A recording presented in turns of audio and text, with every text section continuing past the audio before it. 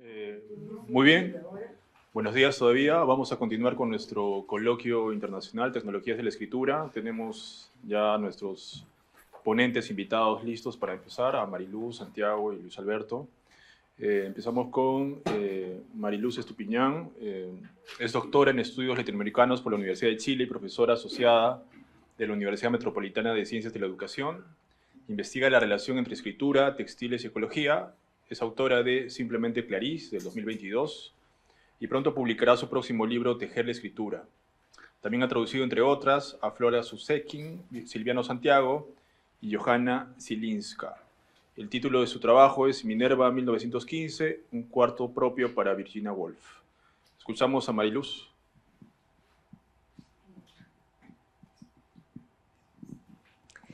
Buenos días a todas y todos. Bueno, primero que todo, los agradecimientos de rigor a Santiago, Carlos y bueno, también por los anfitriones. Yo mantuve mi título, solamente quiero enmarcar el texto que voy a leer. Hace parte de un trabajo mayor que se va a convertir en plaquette y voy entonces a leer solamente los dos primeros puntos. Así que si quedan algunos elementos por ahí sueltos, en la conversación podemos retomar. Bueno, voy a partir. Tengo una doble militancia como académica de la Universidad Metropolitana de Ciencias de la Educación en Santiago de Chile y como editora de Ediciones Mimesis, y estoy ahí también en mitad de camino. Voy a partir con dos epígrafes, ambos de Virginia Woolf.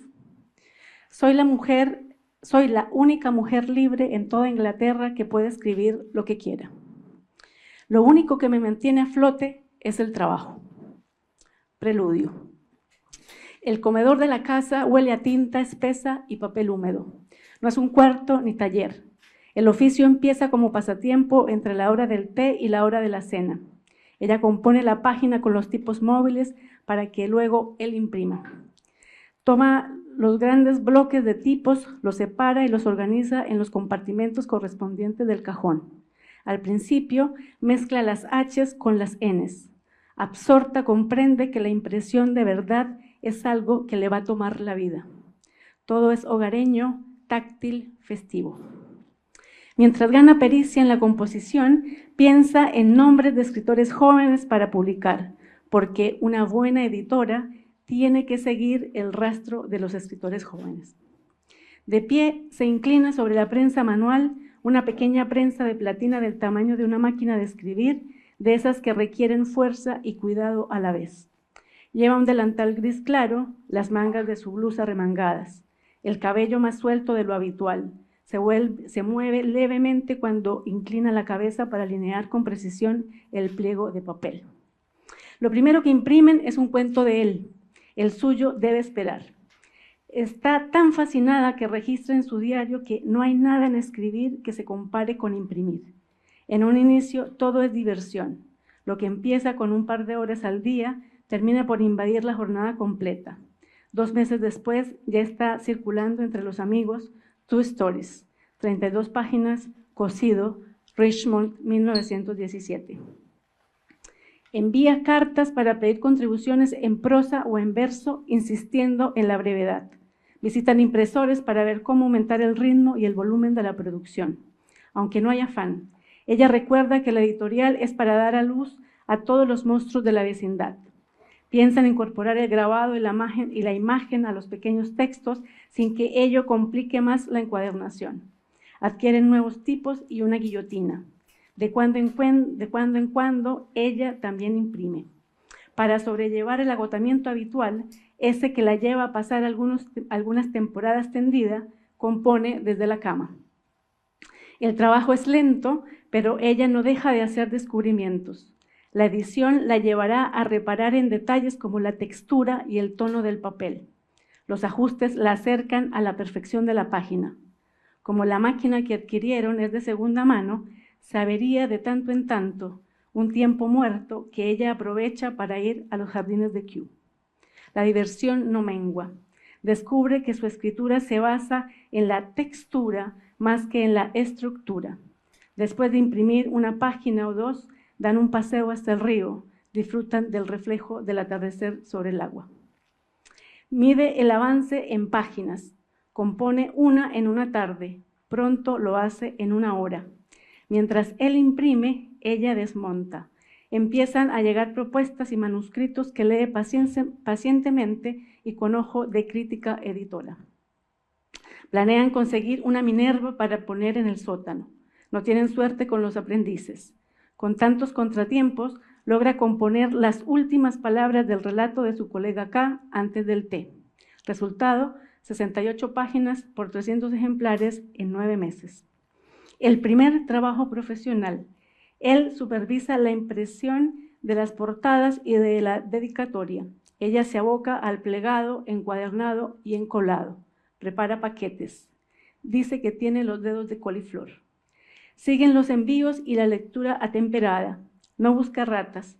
Ahora valora el relato que acaba de encolar desde el punto de vista literario. Sobre el relato de K, anota en su diario. Tiene belleza y vitalidad, pero es un poco hipocondríaco y está generosamente salpicado con muestras de un burdo realismo. Se dispone, sin embargo, a conocer otras opiniones. Mientras sellan los detalles del libro de K, ella escribe un segundo cuento, rechaza el primer manuscrito por extenso y por obsceno. Tendrá que buscar un nuevo manuscrito digno de publicar. En vez de la novela, se inclina por la poesía. En pocos meses, ponen en las manos del público 3 libros. Está atenta al ritmo de las ventas y hace rondas por las librerías cercanas. Poco a poco empiezan a crecer. Piensan en tener una oficina y una secretaria. Les molesta que buena parte de su tiempo se diluya entre hacer paquetes, escribir notas y atender pedidos. La aventura comienza a hacerse abrumadora. Se hace difícil combinar la edición y la publicación con la escritura de reseñas y de novelas. Seleccionan, maquetan, componen, imprimen, corrigen y encuadernan cada ejemplar. Publicitar, enviar por correo postal y seguir las ventas excede el plan inicial. Librarse de los editores. Ella se pregunta cómo seguir la fiesta. Ya le ha tomado el gusto. Ahora sabe que la letra no es solo palabra, es forma, ritmo, cuerpo. Disfruta con la belleza de la máquina y los instrumentos. Siente los ecos de la impresión en la escritura. Imagina que imprimir es como escribir con las manos.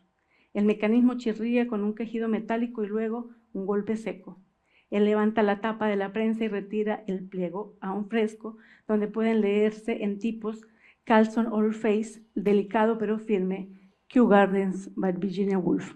16 páginas, cosido, tapa pegada, frontispicio grabado e interior ilustrado por Vanessa Bell. Richmond, mayo 1919. Afuera, Londres en tibia, en Hogarth Press, el tiempo se imprime con el cuerpo. Estamos cerca de cumplir un siglo de la prosaica e implacable conclusión a la que Mary Benton llega luego de reflexionar detenidamente acerca de la relación entre las mujeres y la escritura. A estas alturas es ampliamente conocida, pero valga como rememoración. Cito: es preciso tener 500 libras al año y una habitación con una cerradura en la puerta si quieren escribir novela o versos. Fin de cita. Conclusión a la vez diagnóstico, anhelo y posibilidad. Todo eso es un cuarto propio de Virginia Woolf. Un título que se ha desprendido de su autora, que se ha desplazado, viajado y mutado. Un ensayo que ha cobrado vida propia, dando lugar a una infinidad de textos, estudios, sellos y experimentos. Su planteo ha sido abrazado y contestado al punto que ya no parecen quedar aristas y facetas que explorar. Aquí, sin embargo, quisiera aventurar una posibilidad.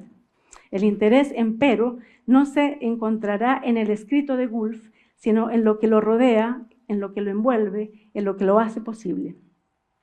Dichas condiciones son de orden material, pero también son la materialidad misma de la escritura. Y para detenerme en ello es necesario realizar un pequeño, aunque significativo movimiento. Un movimiento como el que permite un simple cambio de preposición, un cuarto propio para Virginia Woolf. Y tal preposición cristaliza en la Minerva 1915, una máquina que hará de su papel como editora, que que su papel como editora pase al centro de su trabajo y de su pensamiento. Trabajo y pensamiento que se reúnen en su escritura, esa que ella misma con sus manos puso en circulación. Erraría quien viera en ello una actividad que la sustrae de la figura de escritora. Todo lo contrario, la edición complejiza su concepción de la escritura, o mejor, del trabajo de escritura.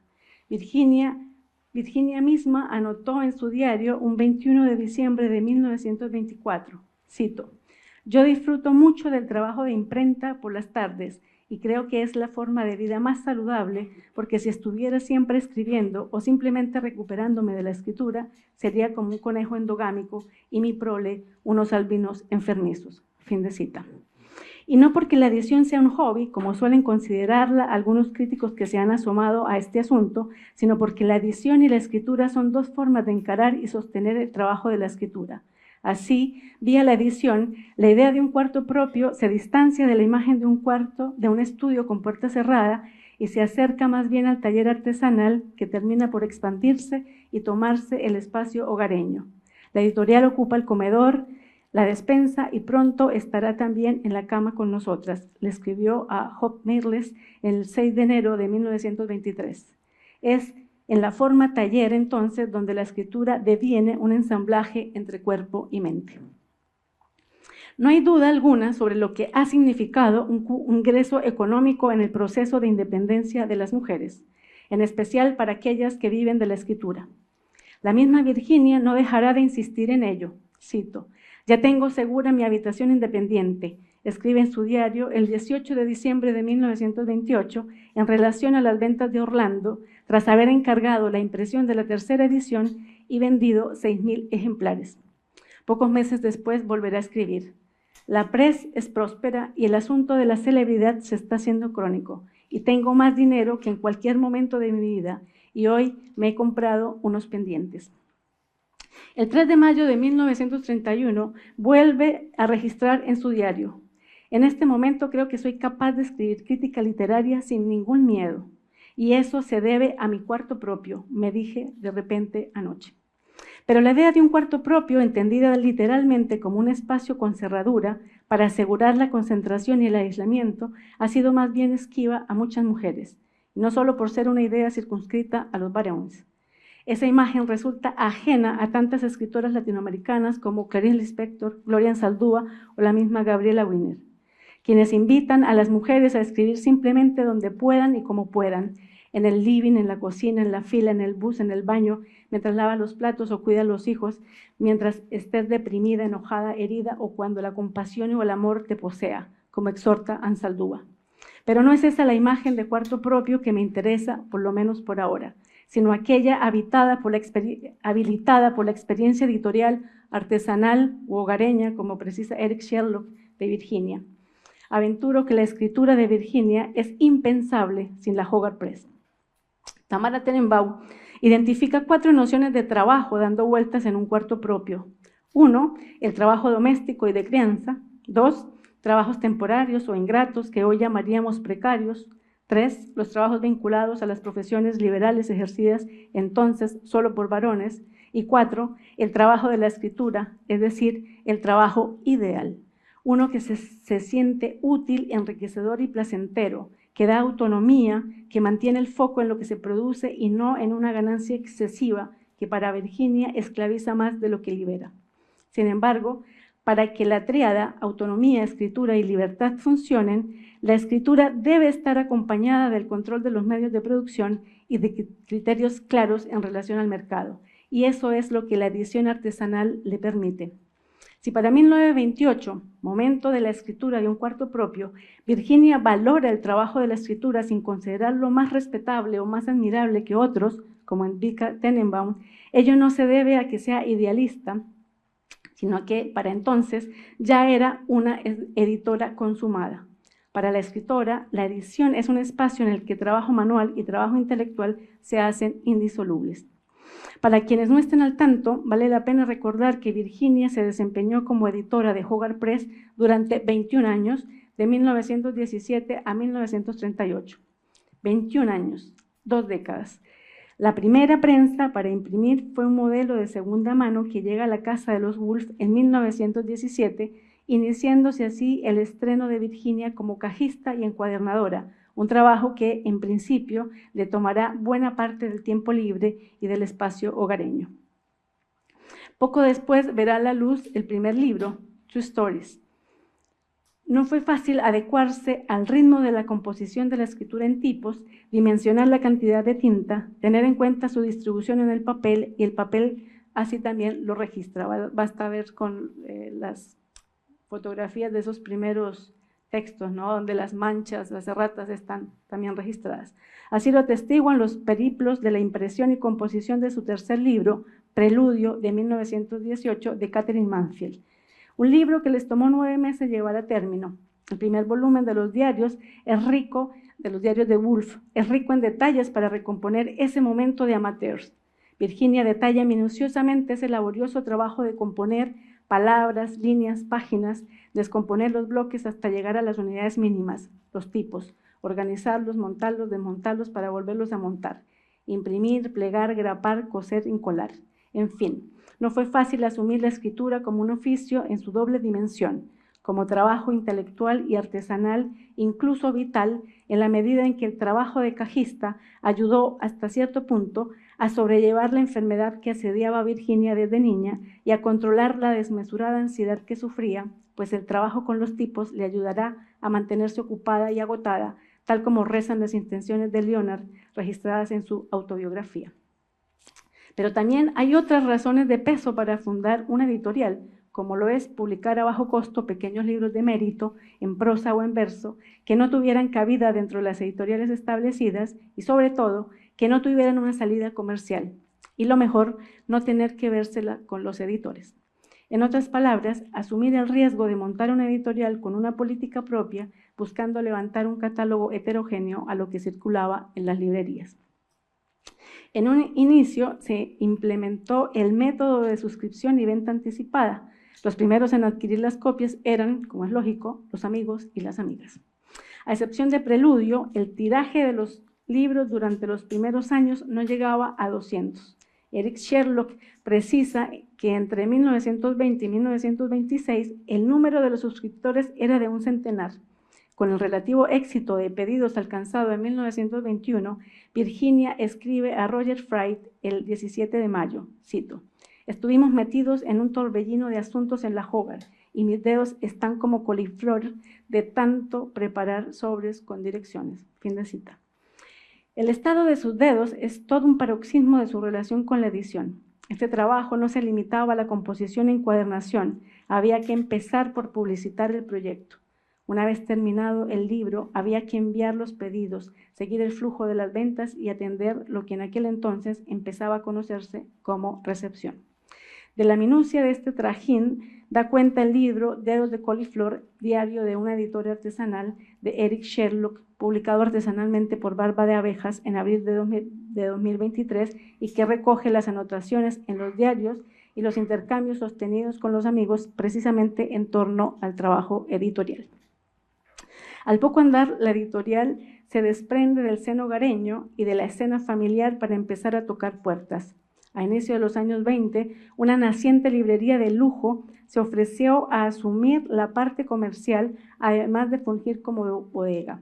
Luego vendrán los agentes comerciales, los asesores profesionales y los ayudantes de imprenta. Los Woolf tuvieron incluso la idea de montar una librería, idea que desecharon por el salto que ello representaba. Llegarán a tener 7 dependientes en 1929, año en el que obtienen por primera vez ganancias considerables, gracias, entre otros, a los libros de Virginia. Estos lentos progresos dan cuenta de distintas fases por las que pasó el sello. Una eminentemente artesanal, de 1917 a 1921, una semi-industrial o híbrida, de 1922 a 1924, que lentamente fue haciéndose más comercial entre el 25 y el 32, y la última decididamente industrial entre el 33 y el 46, en la que se abandonó el trabajo a mano. En las primeras fases se adquirieron los rudimentos que darán lugar a la experimentación escritural y a una concepción de escritura como experiencia de libertad. La mayor alegría de Virginia, con la idea de una imprenta propia, era la de poder hacer lo que a uno le gusta sin editores, como no dejará de escribir en sus cartas tras la llegada de la primera prensa y lo repetirá cada vez que la editorial se vea amenazada. Aquí, eso es un diseño tomado de un libro del 72, de uno de los aprendices, Richard Kennedy. Aquí voy a dejar simplemente algunas notas donde esa vacilación empieza, ¿no?, a hacerse patente, tomada precisamente de sus diarios. La autopublicación es lo que para Virginia garantiza la libertad de la escritura, pero esta idea está lejos de ser fácil. Su concreción le exigió paciencia con el trabajo repetitivo, con los percances y reveses, confianza en el proyecto y convicción en lo que hacían y escribían. Pero no debemos confiarnos en el éxito que vendrá para contar esta historia. Desde el mismo momento en el que la prensa manual fue desembalada, a fines de 1917, comenzaron las complicaciones. La máquina estaba partida por la mitad. El manual de uso que la acompañaba no sería suficiente para aprender el oficio como les había asegurado el joven impresor que los asesoró y se las vendió. Esto, sin embargo, no desalentó a los editores aficionados. Compondrían las páginas e imprimirían en otro lugar mientras la prensa sería reparada. Será la primera, pero no la última complicación del oficio. Tampoco será el único intento por adquirir una máquina que les permitiera hacer sus propios libros, así como armar un catálogo entre los amigos y los escritores que admiraban, basados en su exigente criterio literario, lo que, por cierto, les daba un buen ojo como editores. Ya a fines de 1917 empezaron la búsqueda de otra prensa de segunda mano que les permitiera imprimir 4 páginas a la vez y no una, como lo fue durante los primeros 4 años. La Minerva 1915 llegó en 1921 y estuvo con ellos hasta 1930, cuando pasó a convertirse en un presente de matrimonio del matrimonio Woolf, el matrimonio Nicholson, compuesto por Vita Sackville West y Harold Nicholson, para su nueva casa, ¿no?, en Sissinghurst. Resultado, la Hogarth Press funcionó entre 1917 y 1946, 29 años en total, llegando a publicar el nada insignificante número de 527 títulos, de los cuales 34 fueron de factura artesanal, en la que los dedos de Virginia tuvieron un papel protagónico. Pero Virginia perdió el interés en el oficio en 1938, en parte por la deriva industrial que el sello había comenzado a tomar desde mediados de los años 20. También por el agotamiento que le producía leer manuscritos y hacerse cargo de la escritura de terceros para desplazar a veces la propia. Se dio su parte a otro editor, John Lehman, quien ya había oficiado como aprendiz de la Hogarth Press a inicios de los años 30 y que junto a Leonard sostuvieron el sello durante los años restantes. Tras 8 años con Lehman, Leonard le compró sus acciones para terminar vendiendo el sello a la editorial Chatto Windows, que a la fecha contaba con una larga tradición, pues fue creada en 1855. Pese al retiro de los Woolf, la editorial siguió adelante y actualmente es, sin dejar de ser paradójico, uno de los sellos del grupo editorial Penguin Random House. Y digo paradójico por los motivos de su génesis. Su deriva comercial es un índice del éxito que su meritocrático trabajo alcanzó, así como del dibujamiento de su impronta. Paso a la última parte. El modelo de la Hogarth Press era una Minerva H.S. Cooper & Co., fabricada en Nottingham alrededor de 1915. Es una prensa tipográfica de platina. Su estructura es sólida y compacta, con una base de 4 patas curvas que sostienen el cuerpo principal. A la izquierda, una gran rueda volante de hierro de 5 radios ondulados ocupa casi todo el lateral. La rueda está conectada con un sistema de engranajes y palancas que permiten el movimiento basculante de la platina. En la parte frontal se encuentra el pedal, también de hierro, que activa el mecanismo cuando es presionado por el pie del operador u operadora.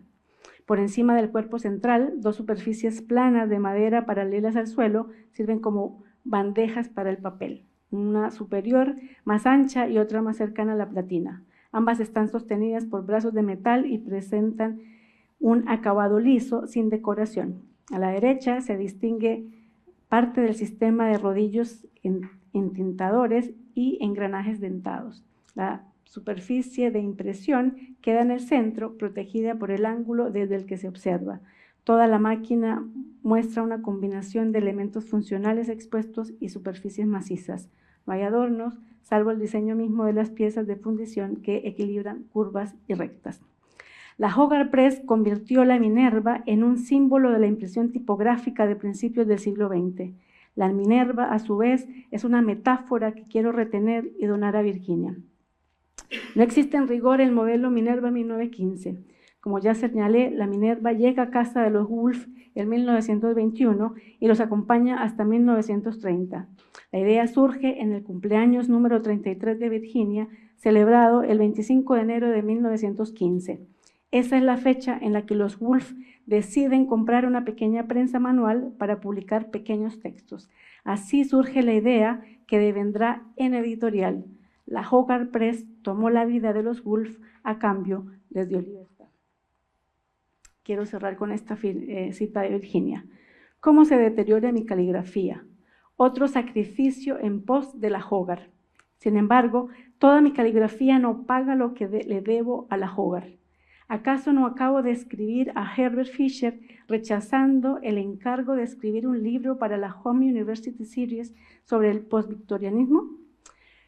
Porque sé que si quiero puedo escribir un libro mejor, un libro por iniciativa propia para la Hogarth. Pensar en caer en las garras de esos profesores universitarios me hiela la sangre. Por otra parte, soy la única mujer libre en toda Inglaterra que puede escribir lo que quiera. Las demás tienen que andar pensando en colecciones y editores.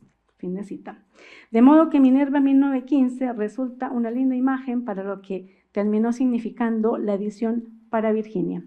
Este es un elogio a su oficio y a su cuarto propio, pues eso es la Minerva 1915, un lugar para Virginia Woolf.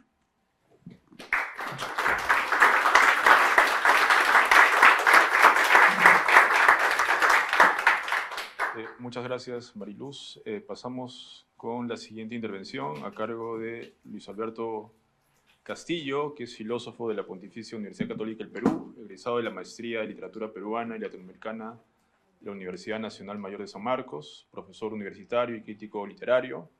Ha publicado La máquina de hacer poesía, imprenta, producción y reproducción de poesía en el Perú del siglo XX, Hora 070, materiales para una nueva época, la edición facsimilar del catálogo de tipos, orlas y viñetas de la imprenta Minerva, y ha editado junto a Santiago Vera la serie Constituciones Peruanas. Actualmente edita y dirige Pesapalabra, boletín de poesía y crítica, así como también la revista Lectura y el taller editorial La Balanza. Escuchamos a Luis Alberto.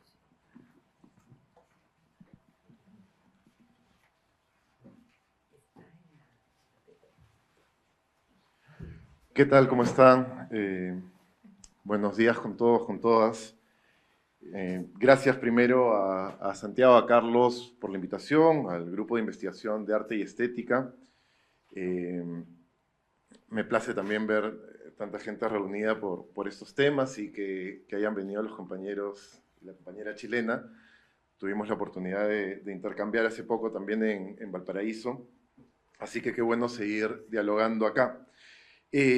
Lo que voy a presentarles ahora, he dado unas cositas para que circulen, de hecho, para que las vayan viendo mientras conversando. Hay un pliego doblado que pueden abrirlo e investigar qué es, y bueno, el otro es el catálogo de Minerva, y ahí hay un catálogo de una imprenta colombiana que me parece bastante interesante que puedan revisarlo porque creo que está muy ligado a lo que voy a tratar de sustentar. Son algunas ideas muy preliminares todavía, a las que vengo dándoles vuelta y que empecé a trabajar cuando inicié la edición, o bueno, esta edición facsimilar del catálogo de tipos, orlas y viñetas de la imprenta Minerva, que justo cumple 100 años y el catálogo debe tener también 100 años. Así que me he metido poco a poco en el estudio del espécimen tipográfico. De hecho, yo ya había investigado cuestiones formales y materiales en relación a la imprenta, pero ingresar al terreno de los catálogos, de los especímenes, de los manuales tipográficos, han abierto una nueva vía de investigación sobre la que no tengo muchas certezas, pero sí algunas intuiciones que quiero compartir con ustedes. En cuanto al título, esto de el régimen de lo imprimible, espécimen tipográfico y proyecto editorial, no sé si voy a poder unir bien esa segunda parte de espécimen y proyecto editorial. Lo que sí trataré de referirme de todas maneras es lo primero, ¿no? Aquello del régimen de lo imprimible, es decir, el conjunto de condiciones que determinan qué es lo que puede ser impreso. Y para entrar a esto, hace tiempo vengo dándole vueltas a una pregunta que plantea Jean-Louis Dehotte en su libro La época de los aparatos, en la que dice si es razonable hacer de una obra, por importante que ella sea, la razón de una transformación de la sensibilidad común de una época. Es decir, muchas veces situamos a las obras como a partir de esta obra viene una transformación, ¿no?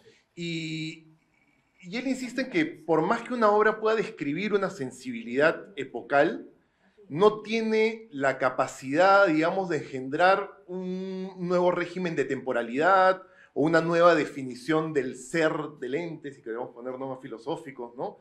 Aquello de que las obras pueden constituir lo común es una suerte de ilusión para Dehotte. Incluso insiste que las obras, más que unificar, dividen, porque crean la excepción y dentro de la excepción la particularidad. Entonces, si las obras no son lo que propician las revoluciones estéticas o sensibles, ¿qué es lo que lo genera? Y ahí es donde Dehotte utiliza este concepto o esta terminología, ¿no? Esta noción, perdón, de los aparatos. Y un aparato para él no se trata pues de una máquina, no se trata de un dispositivo técnico, está vinculado sin duda, pero no se trata de eso, sino de una suerte de dispositivo histórico que configura una forma de sensibilidad, ¿no? Una manera de percibir, de organizar lo visible y lo decible, ¿no? Un régimen de lo perceptible, por decirlo de algún modo, ¿no? Entonces no es solo una herramienta el aparato, sino la condición de posibilidad de una época estética y política que configura una comunidad. Digamos pues de manera así muy general que un aparato es un dispositivo que moldea nuestra manera de ver, sentir, percibir el mundo. En ese sentido, precede al sujeto, ya que el aparato es lo que configura, ¿no? De alguna forma, esa sensibilidad de un sujeto que aparece en una determinada época. Entonces, dentro de los ejemplos paradigmáticos de aparatos, para él está la perspectiva, por ejemplo, ¿no? Que aparece en el Renacimiento, que crea el punto de vista, que crea el sujeto cartesiano, una cierta forma de subjetividad. Está también el museo, que también construye una forma de sensibilidad contemplativa totalmente secularizada, ¿no? Lo mismo la fotografía, lo mismo el cine. Y si bien no menciona la imprenta, o bueno, no le dedica un texto específico a la imprenta, creo que la imprenta es el aparato por excelencia de la modernidad y una suerte pues de infraestructura estética, si se permite el término, que hace posible otros aparatos, ¿no? Entonces, creo que son bastante conocidas las transformaciones que introduce la imprenta en nuestra sensibilidad e intelecto, ¿no? De hecho, establece un nuevo régimen de percepción, siguiendo esta definición de aparato, modifica toda relación del sujeto con el saber, con la autoridad, ya no la oralidad o la palabra revelada, sino más bien la palabra impresa, configura un sujeto autónomo, un sujeto guiado por lo visual, antes que lo auditivo, ¿no?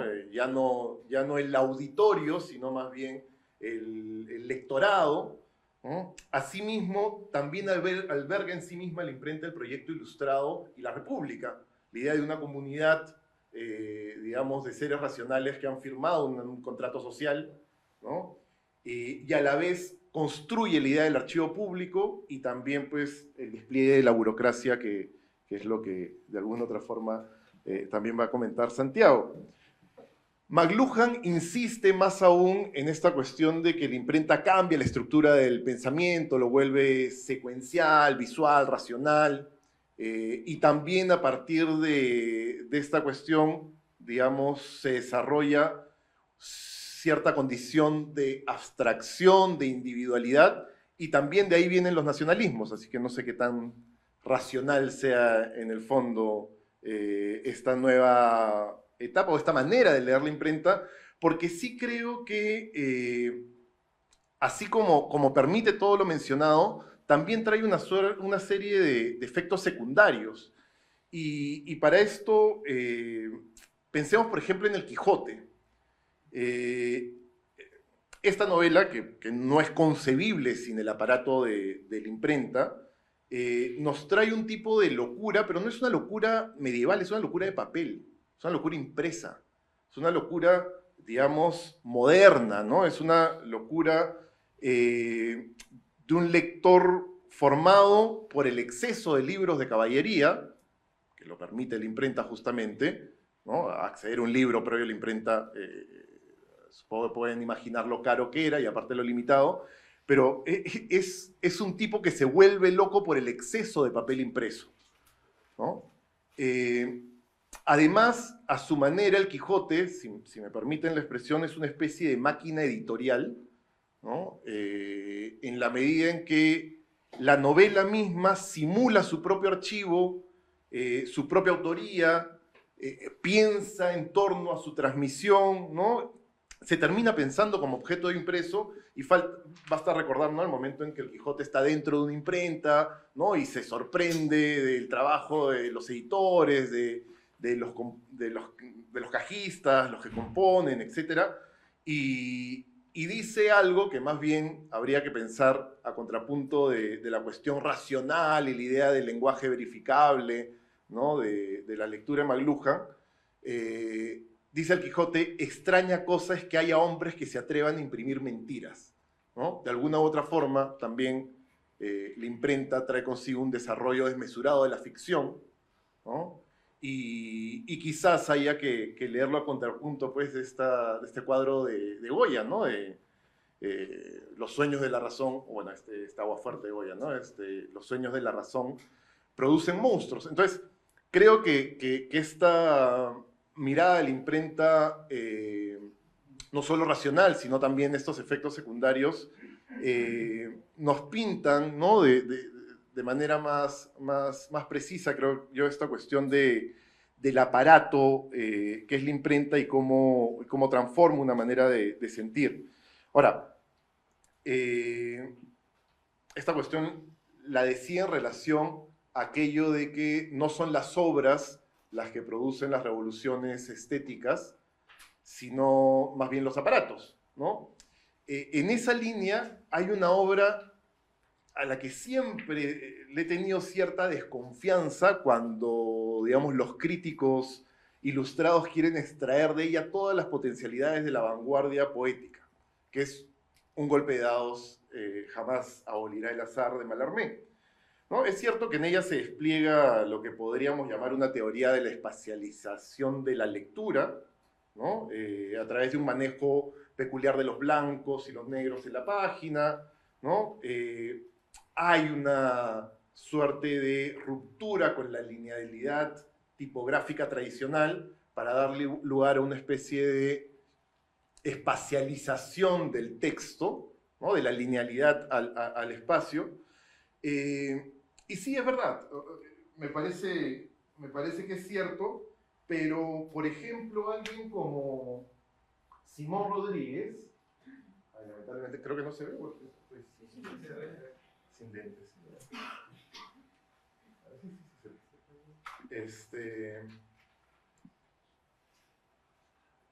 Eso es 50 años antes que Mallarmé, ¿no? Y es curioso, les voy a leer una cita específica, que no es de acá, sino es de su obra anterior, pero que acá recoge algunas cuestiones. porque un profesor, o bueno, lo llama un profesor, le hace una objeción a su libro diciendo que hay mucho espacio en blanco, ¿no? Y él dice, escribir necesita del arte de pintar. Si no se ahorra papel en la música, porque el fin es ayudar al ejecutor a descifrar los conceptos que ha de expresar, tampoco serán mal empleadas algunas hojas de papel más en socorro del lector y en obsequio de la intelección. No es más interesante divertir que instruir el oído, ¿no? Es decir, ya 50 años antes está pensando la cuestión musical de la composición de la página, que es algo que está presente en Mallarmé, y a su vez también está pensando los blancos de un modo no meramente, vamos a decir, ornamental. Y cuando dice esta cuestión del arte de pintar, ¿no? Es una apuesta casi literal, porque Simón Rodríguez fue tipógrafo, fue cajista, conocía, digamos, el oficio manual detrás de la composición tipográfica. Entonces, claro, escribir componiendo se parece quizás más incluso a la escultura que a la pintura, pero hay una cuestión que lo aleja de meramente estar trabajando con sentidos, sino estar trabajando con objetos, ¿no? Como si fuesen colores que, digamos, se mezclan, ¿no? Y acá justo la parte que pongo es bien interesante porque habla, por ejemplo, del tamaño y la variedad de los caracteres para indicar tonos, ¿no? Y está leyendo una cuestión física relacionada con una cuestión más bien conceptual, ¿no? Una cuestión que tiene que ver más con el doble modo de expresarse del lenguaje, ¿no? Tanto desde su fisicalidad, desde su anatomía, como desde los sentidos que puede promover. Ahora, también, volviendo al golpe de dados, hay una frase que siempre me gustó de Valéry cuando se enfrentó al golpe de dados, que dice, parecía, ¿no?, que había elevado una página a la potencia del cielo estrellado, ¿no? Y ahí es donde he podido establecer de alguna manera una conexión que me da para pensar bastante con esta hoja que, bueno, es lo que les he repartido hace un momento, que es la primera muestra tipográfica impresa. Voy a llamarlo espécimen, más allá de que en realidad hay toda una diferenciación técnica entre espécimen, catálogo, manual, pero vamos a ahorrarnos esas diferencias para simplificarlo. Esta es la primera muestra y es bastante interesante, sobre todo porque, bueno, vemos textos, el inicio pues es el Ave María, de ahí hay unas cuestiones más bien morales, la teogonía de Cio, etcétera, etcétera, pero hay dos elogios al impresor que son maravillosos, y en uno de ellos dice de sí mismo, ¿no? Se celebra a sí mismo, y dice, este impresor, ¿no? Erhard Ratdolt, fue el primero en imprimir en variopintas láminas las figuras del cielo con diversos signos, y como las figuras las traza con sus propias manos, este trabajo lo convierte en un nuevo dédalo. Es el texto de arriba a la derecha. Y agradezco a Brian Vigio por la traducción del latín. Entonces pensaba en esta cuestión de el que variopintas láminas que ha impreso las figuras del cielo en diversos signos, ¿no? Entonces pensaba en esta dialéctica de imprimir el cielo en la página y elevar la página a la potencia del cielo estrellado. Creo que en ese tránsito de 500 años casi de saber tipográfico, hay lo que podría más bien pensar como una historia o una épica, si quieren, de la letra tipográfica. En ese sentido, no pretendo hacer una historia del espécimen, no creo tampoco estar en condiciones, pero quiero enmarcarlo en estas situaciones de que el espécimen tipográfico, que era esta cuestión pues, que se utilizaba para presentar toda una familia en distintos tamaños, pesos, También establecer su comportamiento, ¿no? No solamente como un vehículo de sentido, sino como una forma manipulable, ¿no? Se configura en algo así como un microaparato, que eso es, digamos, la cuestión que me parece más importante, siguiendo también lo que decía al inicio. O sea, así como la imprenta trajo consigo el establecimiento de lo correcto en el lenguaje, ¿no? La imprenta hace que surjan las gramáticas. De hecho, la primera gramática española es de 1492, ¿no? La de Nebrija. Pienso que los especímenes han funcionado como una gramática visual del lenguaje escrito, ¿no? A su manera han determinado qué puede ser usado, cómo puede combinarse, qué se considera legible, es decir, un régimen del imprimible, ¿no? Que es lo que quería comentar, ¿no? Entonces, este microaparato produce historicidad, produce legibilidad, y va construyendo, como inscripción sensible, digamos, va construyendo esta biografía de la letra, porque si pienso el espécimen como un aparato, estoy pensando en general, ¿no? Todos estos configuran una misma forma. Ese es el Decathlon, uno de los más famosos.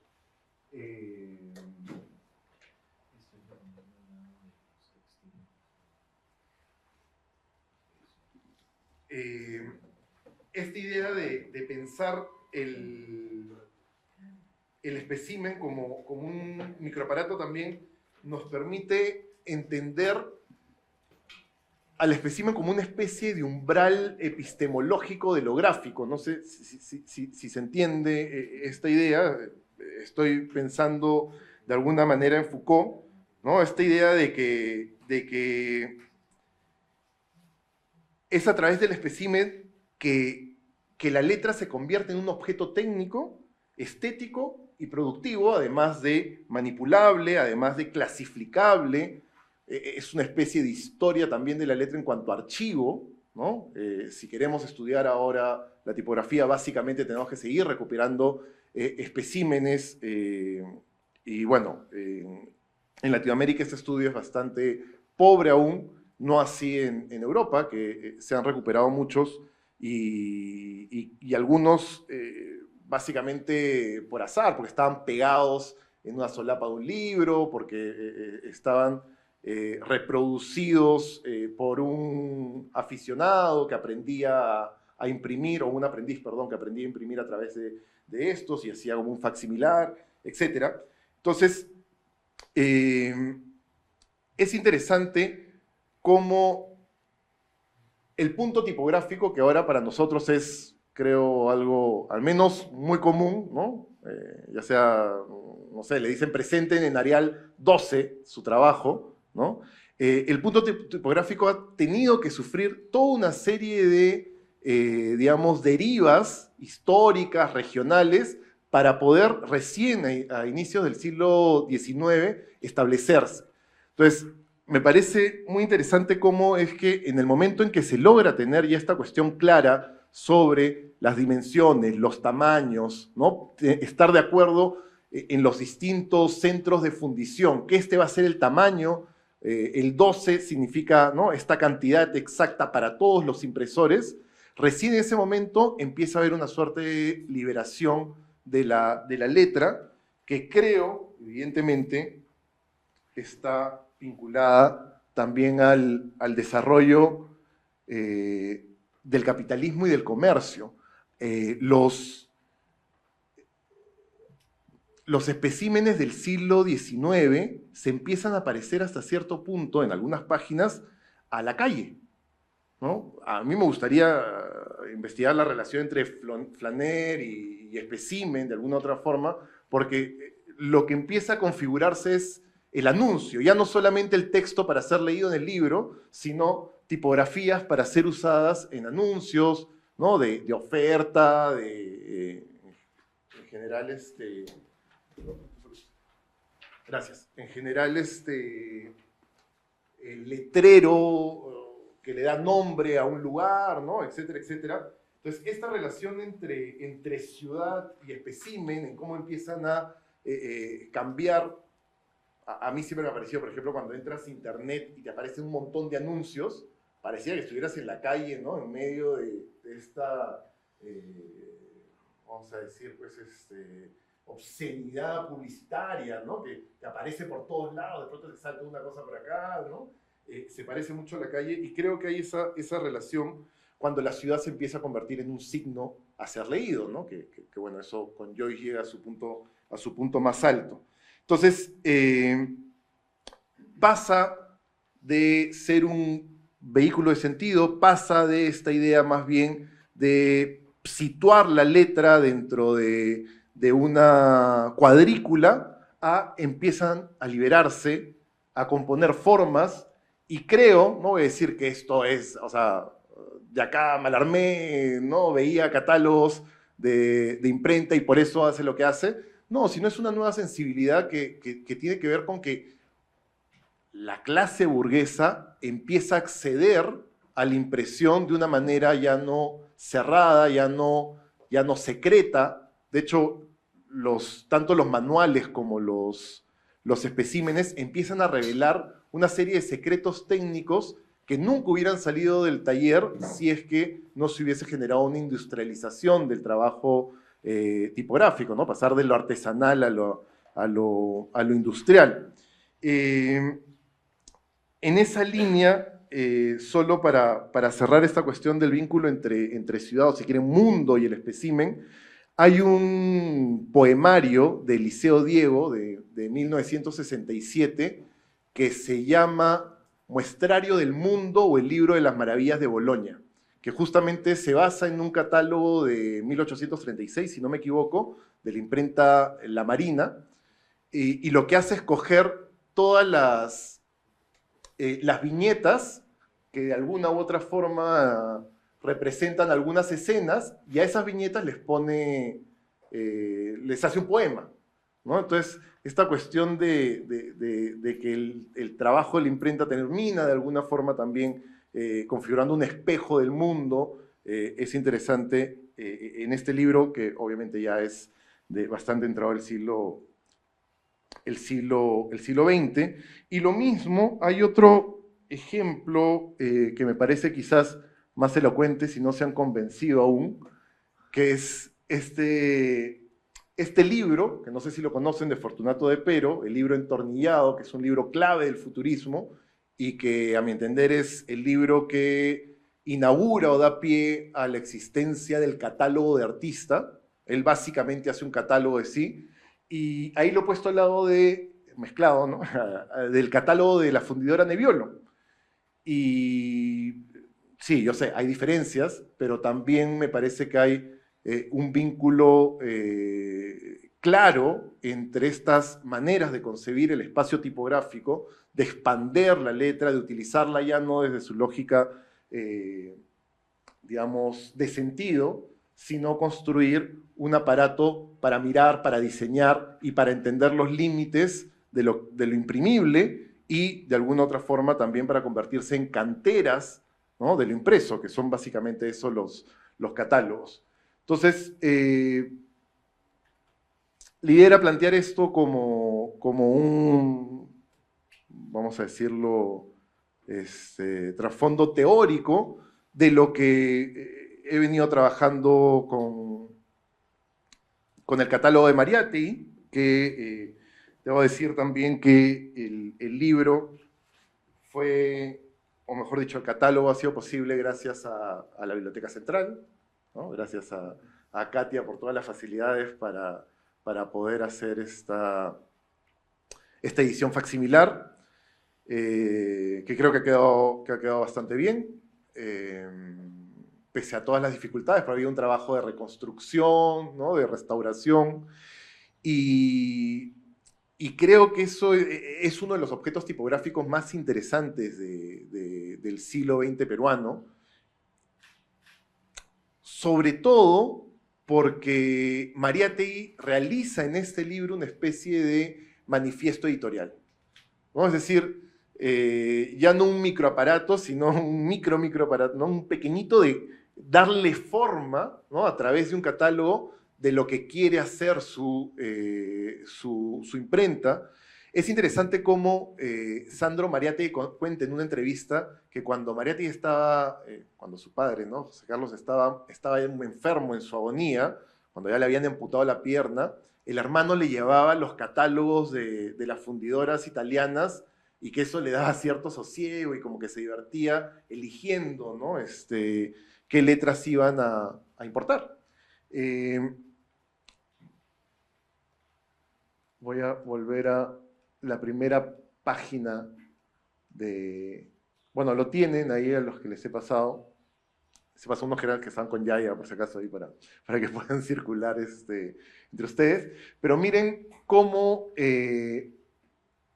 lo que hace Mariátegui es presentar en la primera página de su catálogo de tipos el proyecto de Minerva en distintos tamaños, ¿no? En distintas, bueno, es la misma fuente, pero en distintos estilos, ¿no? La cursiva, etcétera, ¿no? Se funda este editorial con el objeto de dotar al libro, de dotar a la cultura peruana de una verdadera y orgánica casa de ediciones científicas, literarias y artísticas, ¿no? Etcétera, etcétera. Entonces, es interesante cómo Mariátegui empieza a concebir ya desde el espécimen, digamos, desde su catálogo, una apuesta política, una apuesta estética que va a configurar todo lo que de alguna otra forma, más allá de las transformaciones que van a ocurrir, porque acá solo hay letra italiana, ¿no? Acá solamente hay tipo de metal y todavía no está la madera de Sabogal, que va a ser clave en la transformación estética de Minerva,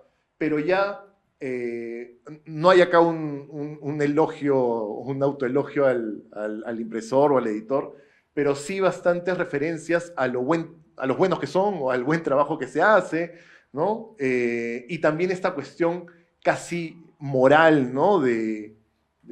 Por ejemplo, queremos abaratar el libro, es nuestro fin, ¿no? Y estos juegos que terminan componiendo, hay muchas personas que han leído al ver el catálogo, dicen, es una especie de poemario vanguardista de la época. Me parece exagerado, pero sí, está en esa línea, porque es el régimen, ¿no? Que configura lo que en la poesía va a ser una relación material con el lenguaje y ya no simplemente pues, ¿no? de sentidos.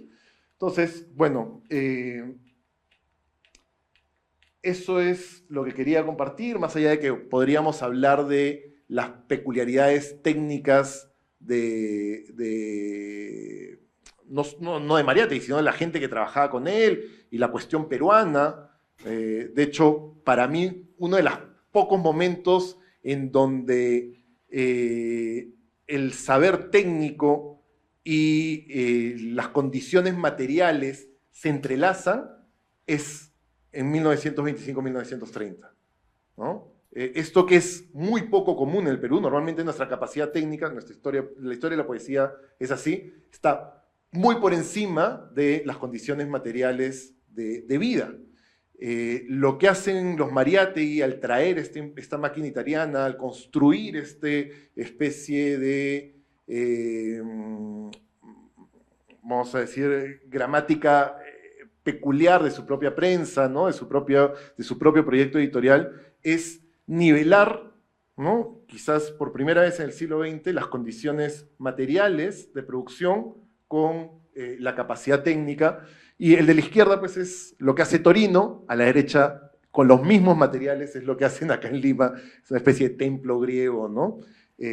Lo mismo acá, por ejemplo, ¿no? Sé que los fines son distintos, pero es decir, uno es más mostrar simplemente a un comprador, ¿no? De tipos móviles que acude a la fundición.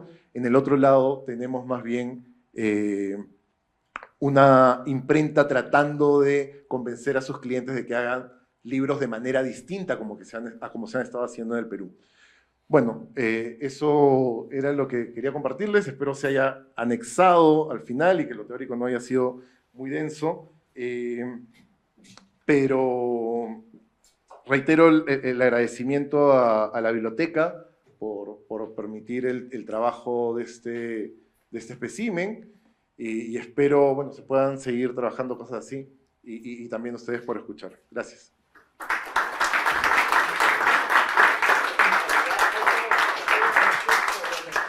Bien, gracias Luis Alberto. Y finalmente, como intervención final, para pasar después a una conversación entre los tres y todos los presentes, Santiago Vera es magíster en filosofía por la Pontificia Universidad Católica del Perú.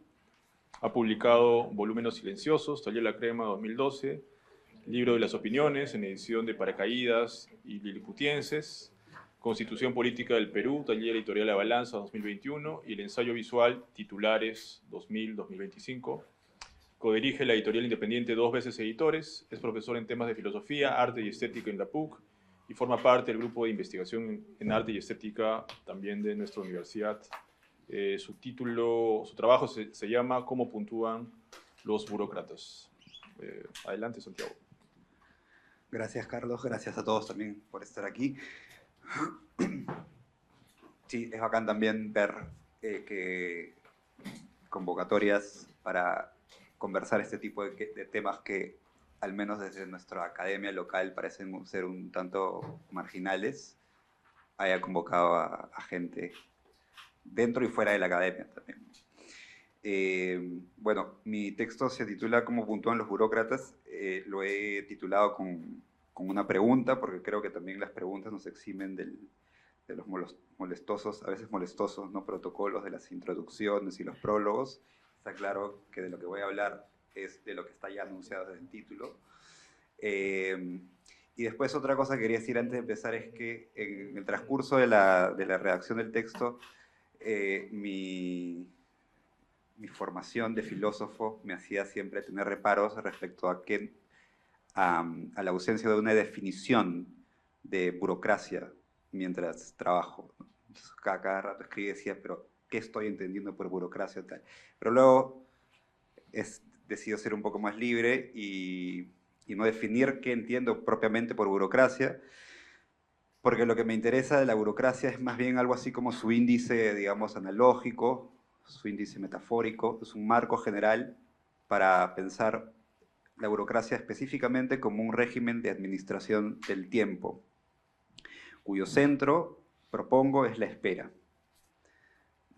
Y por ahí es que se vincula con la puntuación, porque la puntuación es a su modo también un dispositivo que al interior de la frase modela, digamos, pausas, expectativas, esperas, ¿no? Entonces, creo que ese es el marco general y paso a leer. El texto tiene un epígrafe de Nicanor Parra que dice: ojo, compadre, el oráculo no dicta la puntuación. La intuición inicial que después de un largo trecho resultó en el título de este texto, ¿Cómo puntúan los burócratas?, surge de la escena con que Borges se figurara el primer e improbable precursor de Kafka en su clásico ensayo de 1951. Se trata de la paradoja de Zenón de Elea, donde los puntos geométricos, que no todavía los gramaticales, componen los hitos infinitos de un trayecto imposible. Cito: un móvil que está en A, dice Aristóteles, no podrá llegar al punto B, porque primero debe recorrer la mitad del camino entre ellos, y antes de eso la mitad de la mitad, y antes de eso la mitad de la mitad, y así hasta que sea infinito. La forma de este ilustre problema es exactamente la del castillo, y el móvil y la flecha de Aquiles son los primeros personajes kafkianos de la literatura. Cierra la cita de Borges. Pensé que el mismo modelo de la postergación infinita que compone el núcleo de la idiosincrasia kafkiana podría extrapolarse a esa otra parábola que sustituye los puntos por las puertas y que alegoriza, en sus concentradas líneas, la experiencia de la espera propia de los trámites y el papeleo sin fin. Ante las puertas de la ley, relata la parábola en mención de 1915, un campesino se pasa la vida esperando a que el guardián le conceda la entrada. El centinela le comunica que él ocupa solo el último puesto de una serie de puertas que se adivina infinita. A pesar de ello, el campesino no renuncia, espera.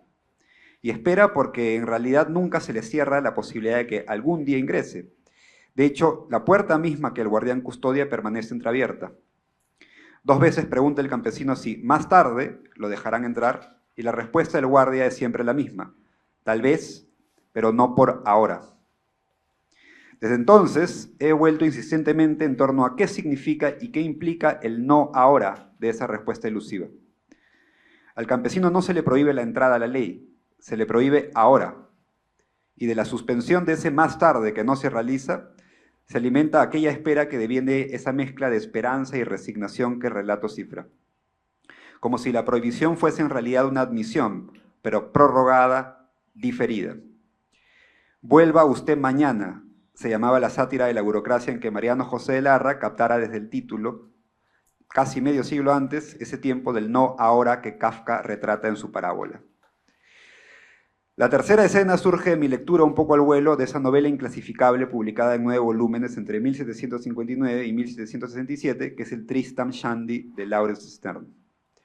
Presentía, mientras recorría sus páginas, que la serie borgiana olvidó incluir a Sterne entre los precursores de Kafka, y que todo ese aparato puntuante que la novela despliega escenificaría a su modo a esa clase de temporalidad, a la que llamaré en adelante burocrática, implícita en el no ahora kafkiano.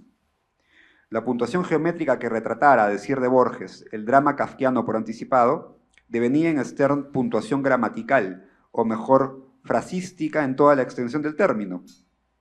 La novela entera pareciera, en efecto, el esfuerzo neurótico de componer una única oración inconmensurable, monstruosa, llena de baches, interrupciones, desvíos e incesantes aplazamientos que impiden que la historia avance. El relato puntúa esos surcos en un gesto de arritmia, donde el desarrollo de la novela es indistinguible tanto del ejercicio mismo de contarla, como del acto de pensar qué significa contar y publicar una.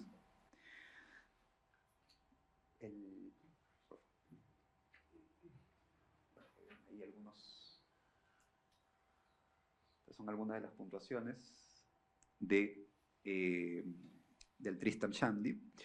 Decía entonces que no solo la composición sintáctica al interior de cada frase tiende a reforzar su puntuación a niveles extremos, incisos y comas vocativas, paréntesis y guiones largos que a veces se estiran como rectas, se distorsionan en zigzag o se curvan o repliegan emulando marañas.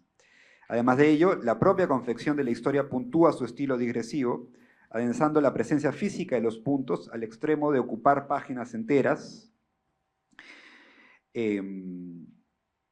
a veces simplemente dejándolas en blanco, otras emulando monumentos que ocupan la totalidad de la página, como este, ¿no? Recuérdese la página negra, esta como un punto final en señal de luto tras la muerte del clérigo Mr. Yorick, alter ego de Sterne, o la famosa página jaspeada del capítulo 37 del volumen 3. El gesto de introducir un modelo de página asociado en el arte de la encuadernación a las hojas de guarda indicaría, según algunos, un guiño reflexivo respecto a las condiciones materiales y editoriales del objeto libro.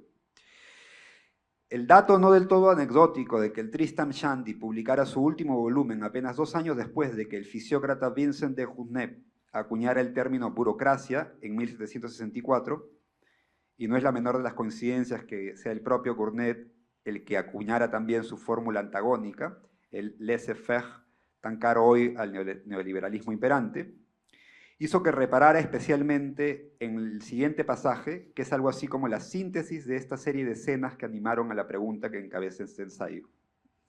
Se trata del acta de las capitulaciones matrimoniales de la madre de Tristán, redactada en una sola oración descomunal, monstruosa, que se extiende a lo largo de 3 páginas y media. Y voy a citar en parte. Esta es la respuesta inmediata a la pregunta del título. ¿Cómo puntúan los burócratas? Bueno, así.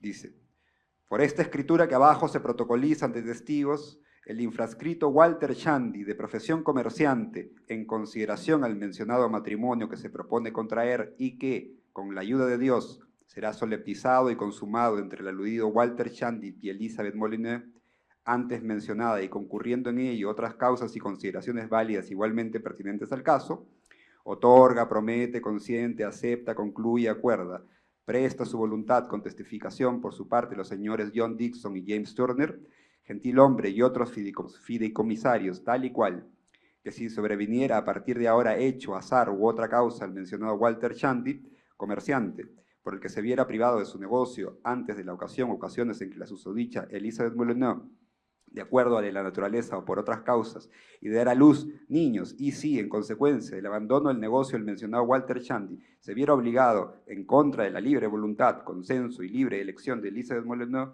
a tener que salir de la ciudad de Londres para retirarse a radicar en su finca de Sandy Hall, en la comarca de o en cualquier otro establecimiento, castillo, local, casa residencial, anexo o alquería que tenga comprado o pudiera comprar en lo sucesivo, son 4 páginas. Toda la oración parece un modelo a escala de las operaciones del libro. De hecho, la antecede una disquisición sobre el arte de narrar que la propia novela pone en práctica, aquella que, cito, se desvía 50 veces de la línea recta para tomar, sin poder evitarlo, este o aquel andurrial según camina, y que significativamente se analoga al trabajo del jurista, el cual, lo mismo, ha de, cito, consultar archivos a cada paso, legajos, registros, documentos e interminables genealogías que hay que leer una y otra vez, de forma que no se acaba nunca y se constata a cada paso lo lejos que estamos todavía del final. Ese final imposible es en el Tristán la cifra de un estilo que encuentra en la burocracia su modelo paródico. En el capítulo 2 del volumen 3 dice Tristán: capto una idea, a veces incluso antes de que esté a mitad de camino hacia mí. Y en otra parte, escriba como escriba, y por mucho que me empeñe en ir directa y apresuradamente al medio de las cosas, nunca lograré alcanzarme. Siempre le seguiré llevando, cuando menos, un día de ventaja a mi pluma. Las resonancias de estas confesiones con la paradoja de Zenón y por su intermedio con el no ahora kafkiano parecen, o creo, son bastante evidentes. En un ensayo sobre las oraciones largas decía Yves Bonnet que demasiada sintaxis hace diferir el esclarecimiento de las nociones. No habría, pues, que ensayar una morfología de esos fraseos típicos de los documentos oficiales, burocráticos, que nos exponen esa oscura sensación de espera, análoga a la espera de los trámites, las colas interminables o los papeleos sin fin, como en aquella oración monstruosa de Tristán, esperamos en esas diligencias a que llegue el sentido, un poco como el campesino de Kafka frente a las puertas de la ley, y un poco también como si tales puertas que, recordemos, se suceden innumerablemente unas tras de otras, fuesen los signos de puntuación donde nos sentamos a esperar un cumplimiento que ellos mismos prometen. 2. La tradición de la narrativa moderna que explora esta relación entre burocracia y puntuación no es demasiado escasa. Chekhov contaba la historia de Perekladin, un funcionario obsesionado con los signos de puntuación y su lugar correcto dentro de los documentos oficiales, al punto de que soñaba con comas voladoras de fuego. Después de un examen minucioso tras el cual logra identificar el lugar que a cada signo de puntuación le corresponde al interior de la frase, Perekladin se atormenta al no poder ubicar un signo que confiesa no haber empleado nunca en ningún documento, el signo de admiración. Capta así la fría y despersonalizada marca del lenguaje administrativo que reviste en esa suerte de no estilo su autoridad anónima. También Flaubert, que en Bouvard y Pécuchet escribiera su propia épica de la temporalidad burocrática, hablaba en otro relato del oficinista que, cito, canta entre dientes cuanto escribe y hace una música perpetua con su nariz, pero cuando tiene prisa aplica con ardor los puntos, las comas, las barras, los fines y las rúbricas. En la novela de George Orwell, 1984, se cuenta que el protagonista trabajaba en la producción de algo llamado informe transitorio, pero nunca acababa de averiguar sobre qué se estaban informando. Creía que tenía que ver con la pregunta de si las comas se deberían colocar dentro o fuera de los paréntesis. Una suerte de neurosis ortográfica atraviesa estas escenas. Un celo por equipar a la frase de sus cláusulas encargadas de regular sus flujos de sentido. Como si hubiera que proteger al texto de los imponderables de su circulación y su recepción, la hiperpuntuación burocrática de la que venimos hablando podría leerse también en este sentido, como la expresión del celo de un texto que busca estabilizar en sus largas travesías el mito de su origen. ¿No fue también ese otro neurótico de la puntuación y la letra, Kafka, recuerdo, el que ya en sus cartas a Milena expresara una ansiedad semejante? Él dice: los besos escritos no llegan nunca a su destino, son bebidos por los fantasmas en el camino. Regresando a nuestra escena clave, entre el punto A y el punto B median infinitos fantasmas, infinitos guardias que disuelven nuestros papeles en la cifra de la espera sin fin. Hacer esperar, decía Barthes, esa prerrogativa constante de todo poder. Frente a esto, aunque la desestima luego, Kafka conjetura una salida. Para eliminar en lo posible todo lo fantasmal que se interpone entre los hombres y para lograr una comunicación natural, la humanidad ha inventado el ferrocarril, el automóvil, el aeroplano y más tarde el telégrafo, el teléfono y la telegrafía sin hilos. Es una cita de Kafka en sus cartas a Milenio. En lo que sigue quisiera explorar brevemente esta segunda vía vislumbrada pero desestimada por Kafka. Propongo así pensar las relaciones entre burocracia y puntuación no ya desde el ángulo de la parodia al etos administrativo, sino por la vía negativa de cómo se expresa la reacción dialéctica, como veremos, a este sistema, en la crítica a la puntuación en el marco de ese culto a la inmediatez y la velocidad de la técnica que haya, creo, en las vanguardias históricas un momento ejemplar.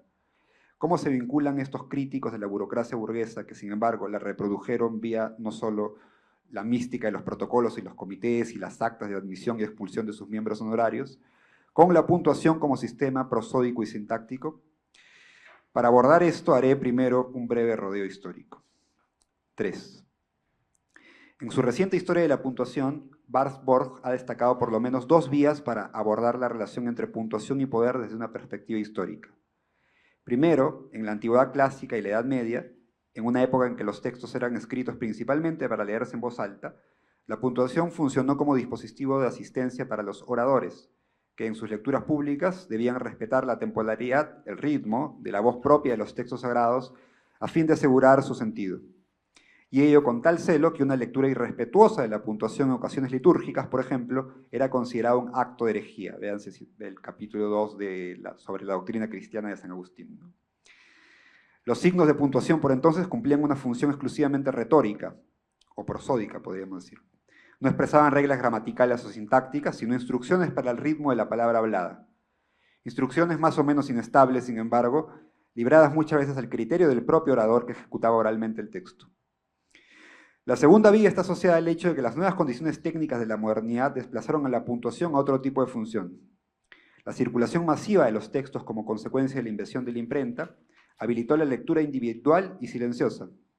Ahora los lectores habrían de enfrentar a los textos directamente, es decir, vía los ojos antes que los oídos, y sin la mediación de un lector oficial, con lo cual se abría el peligro de que cada quien ritmara a su antojo y ello condicionara la recepción de los textos sagrados. Fue necesario entonces estandarizar el sistema de puntuación, en adelante al servicio no ya del orador, sino directamente de un lector individual que, por su intermedio, sería capaz de proteger el tiempo propio del texto, estabilizando su sentido.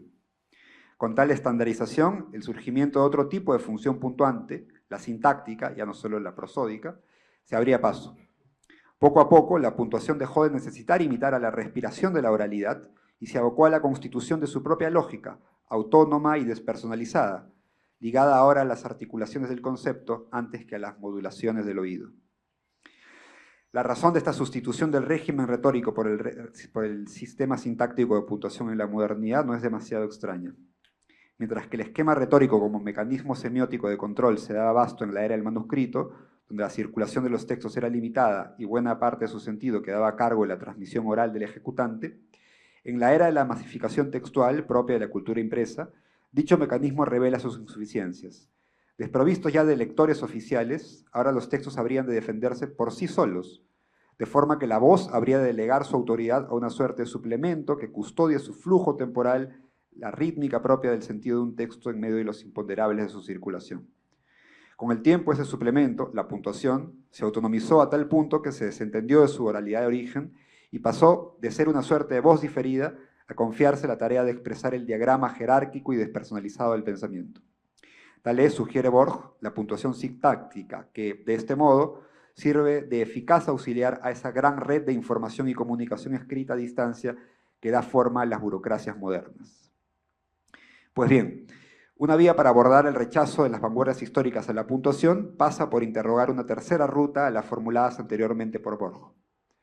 Si la era de la puntuación sintáctica corresponde a la comunicación escrita a distancia por intermedio del texto impreso, ¿qué sistema puntuante, si alguno, corresponde a la era de la destrucción de las distancias? Esto es, y son citas del manifiesto futurista, a la del hombre multiplicado por la máquina que ha conquistado la comunicación instantánea y la velocidad omnipresente. Habría que abordar la desconfianza de las vanguardias frente a la puntuación en este marco. Los surrealistas, por ejemplo, responden que si bien la puntuación, cita, se opone a la absoluta continuidad del flujo verbal, resulta tan indispensable como la distribución de los nudos en una cuerda vibrante. La sospecha parece apuntar principalmente a la puntuación sintáctica, arbitraria en su confianza de poder representar la verdad de nuestros procesos psíquicos, que no son los de la razón, un artificio, sino los de la pulsión del inconsciente. En este movimiento, esta desconfianza relativa desembocará en las exploraciones de otro tipo de sintaxis, ligada a la escritura automática y las constelaciones de la imagen y el montaje. Los futuristas van un poco más lejos. En el Manifiesto Técnico de la Literatura Futurista de 1912, Marinetti declara: la sintaxis será una especie de intérprete de Cicerone monótono. Hay que suprimir este intermediario para que la literatura entre directamente en el universo y se funda con él. Abolir también la puntuación, que ha de quedar anulada en la continuidad variada de un estilo vivo que se crea por sí mismo, sin las pausas absurdas de los puntos y las comas. Un año más tarde, en su ensayo La imaginación sin hilos y las palabras en libertad, de 1913, Marinetti plantea la idea de que la imaginación ha de revelarse los viejos hilos de la puntuación y la sintaxis, de la misma forma que la telegrafía sin hilos se liberó de los cables físicos para sustituirlos por la fuerza expansiva de las ondas electromagnéticas. Así, cito, las palabras liberadas de la puntuación se irradiarían las unas sobre las otras, entrelazarían sus diversos magnetismos según el dinamismo ininterrumpido del pensamiento. Todo el tópico futurista de las palabras en libertad, que han de hacer estallar la página, al igual que los corsés de la sintaxis y la puntuación, podrían enlazarse a ese otro blanco futurista que es la vieja eufonía de la voz humana. En la declamación dinámica y sinóptica de 1916, se proclama la necesidad de, cito, deshumanizar completamente la voz, quitándole sistemáticamente todas sus modulaciones y matices. Y más adelante, metalizar, licuar, vegetalizar, petrificar y electrificar la voz, fundiéndola con las vibraciones mismas de la materia expresadas por las palabras en libertad. La intuición parece clara. En la era del telégrafo, el tiempo de transmisión de la comunicación humana no está ya limitado ni por el alcance físico de la voz, que habrá que electrificar, ni por su desplazamiento en el espacio por la vía del texto impreso, a cuya página habrá que hacer estallar, sino que ahora las palabras desnudas viajan a la velocidad de la electricidad, casi instantáneamente de A a B, lo que casi y anticipa a modo de presagio aquello que decía Paul Virilio en una entrevista de 1997. Hoy la distancia más corta entre dos puntos no es ya la línea recta, sino el tiempo real. Tengo algunas más notas por ahí, pero para ir cerrando. Así pues, tiene sentido que el rechazo de los futuristas, a diferencia del surrealismo, no sea únicamente a la puntuación prosódica, sino a la puntuación como sistema de control prosódico y sintáctico en su totalidad. Pero la diferencia clave, creo, es otra. Si en el surrealismo la puntuación sintáctica es objeto de sospecha porque frena el flujo verbal del inconsciente, en el futurismo la puntuación sintáctica y prosódica es combatida porque frena el flujo objetivo de la comunicación universal. En ambos movimientos, el culto a la inmediatez, psíquica por el lado del surrealismo y técnica por el lado del futurismo, parece la cifra de un nuevo modelo referido a las relaciones entre poder y sintaxis. Uno que gestiona el tiempo en base a modulaciones y frecuencias para las cuales todavía por entonces no existen signos de puntuación que las expresen. En un ensayo sobre Sartre, Frederick Jameson ha dicho que la velocidad a la que se despliega este mundo está supervisada por la puntuación. Hemos visto que su opuesto, la lentitud, la espera, es el signo paradigmático de la burocracia en la era del papel y de la cultura impresa. Quizá la velocidad sea el signo de un nuevo modelo de burocracia administrativa de cuyos gérmenes las vanguardias elaboraron su estética y su sensorium. El tránsito de una estructura jerárquica y piramidal a la de una trama híbrida compuesta de tercerizaciones y descentralizaciones parciales, sumada a la progresiva disolución de la escritura como medio hegemónico de control y su sustitución por la imagen y los medios de masas, serían quizá algunos de sus distintivos clave. Aquí la hipótesis sería que las vanguardias se instalan en las fricciones de ese tránsito y en el camino contraen las contradicciones propias de un estado tal, como Peter Burger o Mario de Micheli lo han hecho ver ya en sus clásicos estudios sobre el tema. En el caso del futurismo, esto no solo se evidencia en su ambigüedad para con la propia puntuación, que suprime a nivel discursivo, mientras que a nivel práctico a veces retraduce por la vía de la voz sincopada de lo que Mario Riperloff llamó escritura telegráfica, o vía la sustitución de la puntuación ortográfica por esa otra clase de puntuación que son los símbolos matemáticos, que a su vez entrecortan los flujos orales y visuales de la lectura. Pero más importante que esto, tal vez sea advertir que su ambivalencia respecto a la propia temporalidad expresada en su relación con la puntuación encuentra su propia resonancia a escala política, como todos sabemos, en el fervoroso compromiso de algunos de sus miembros para con el fascismo de Mussolini, mucho más lento como sistema burocrático que las SS del Tercer Reich, por ejemplo, y sin embargo vindicado en aras del triunfo de la velocidad. Y cierro. Quisiera cerrar ensayando un ejercicio en torno al siguiente experimento con la puntuación que realizó el matemático Adam Colham hace algunos años.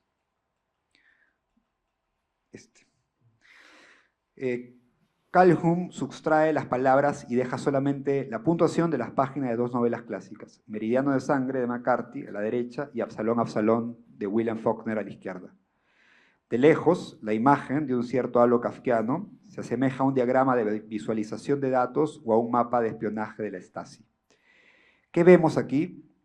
Pues vemos algo así como las señales de tránsito, que la metáfora es de Adorno, o mejor, las instancias que regulan el flujo del sentido. Vemos la respiración, que no es sino la temporalidad interna del que escribe, y vemos cómo ello fija el tempo en que ha de interpretarse lo dicho para el que lee. Pero vemos también algo más. Escojamos, por ejemplo, la página de Faulkner y restauremos sus dos sintagmas polares, el de inicio y el de llegada. El primero dice, no aparece ahí, pero lo busqué, y dice that.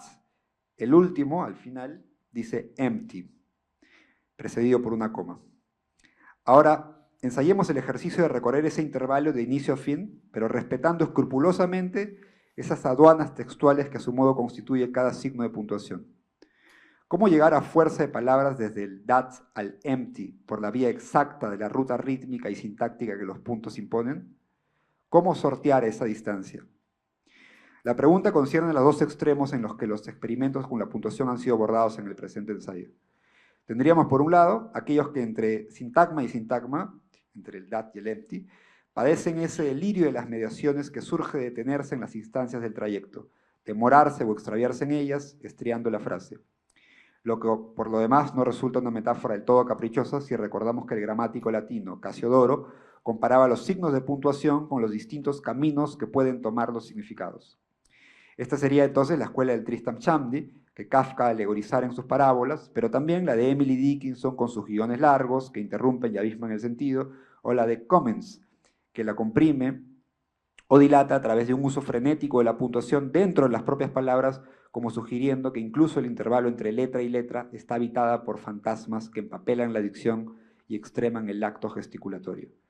Puntuación aquí como burocracia del fraseo, pero también como un régimen específico de temporalidad marcada por la suspensión y la prórroga. En el otro extremo, aunque cultivando siempre la fricción, tendríamos a los que descreen de la autoridad arbitraria de la sintaxis y suprimen, esquivan o simplemente despejan la distancia entre los puntos que la emplazan.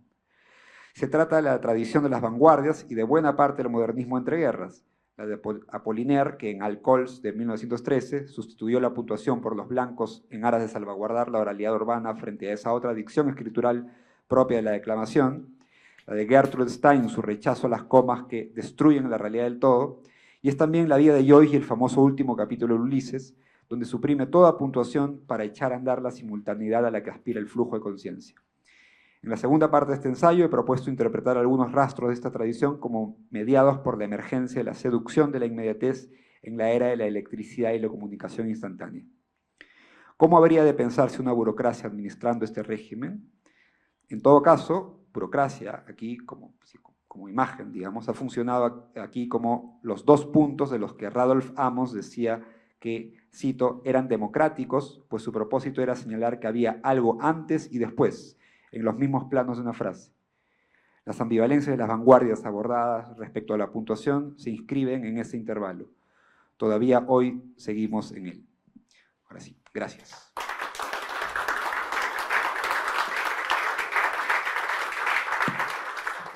Gracias a los tres. Ahora tenemos un espacio para poder conversar con el público y con nuestros invitados. No sé si ¿Alguien tiene un comentario, alguna pregunta de repente para iniciar la conversa? ¿Alguien que se anime? De repente, mientras se van animando, a mí una cosa que me llama la atención es que los tres son editores, ¿no? Trabajan con edición. Y me gustaría de repente ver si hay un vínculo, qué vínculo habría entre el papel de editor y la crítica, porque me parece que son gestos críticos los que cada uno articula desde su propio trabajo también, ¿no? No sé si eso, como para empezar de repente a conversar un poco, les anima algo, ¿no? Mariluz. Sí, a ver. Bueno, muchas gracias. También agradezco que se hayan quedado hasta el final por la escucha.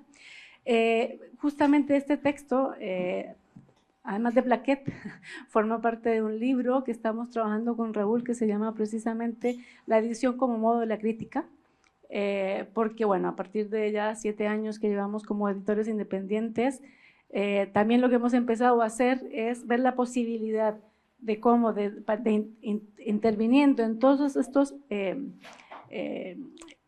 aspectos que implica la producción de un libro, ¿no? También hay una forma de ejercer la crítica. Y claro, hay una concepción muy distinta, ¿no? Alguien preguntaba al inicio, ¿no? ¿Cómo pensar la textualidad? Hay un desplazamiento fundamental del texto, que es lo que hace un escritor a la escritura, ¿no? Y la escritura es aquella que permite pensar desde el momento en nuestro caso, ¿no? Curamos un catálogo y hacemos las invitaciones para recibir precisamente un texto, hasta el momento final, ¿no? que llega a los lectores. Y en ese trayecto, en ese camino, hay decisiones que se toman, ¿no? Y esas decisiones entonces también tienen unas implicancias que afectan, ¿no? También lo que se va a terminar, ¿no? ofreciendo como libro. Y aquí entra efectivamente la dimensión material. Y si en nuestro proyecto insistimos mucho en la dimensión material es porque lo que hace aparecer son los cuerpos que en cierta forma de concebir también la textualidad son borrados, ¿no? Y los que han estado detrás en general han sido mujeres o personas más de servicios, ¿no? Entonces, hacer aparecer los cuerpos tiene mucho que ver con eso y también atacar de raíz, ¿no? Dos ideas, ¿no? Una de genialidad, originalidad, ¿no? Entonces, tiene mucho que ver por ahí también, ¿no? De cómo una edición entendida de esta manera permite también un ejercicio de la crítica que toma como base también la materialidad, no solamente las ideas, sino todo lo que hace posible una idea, ¿no?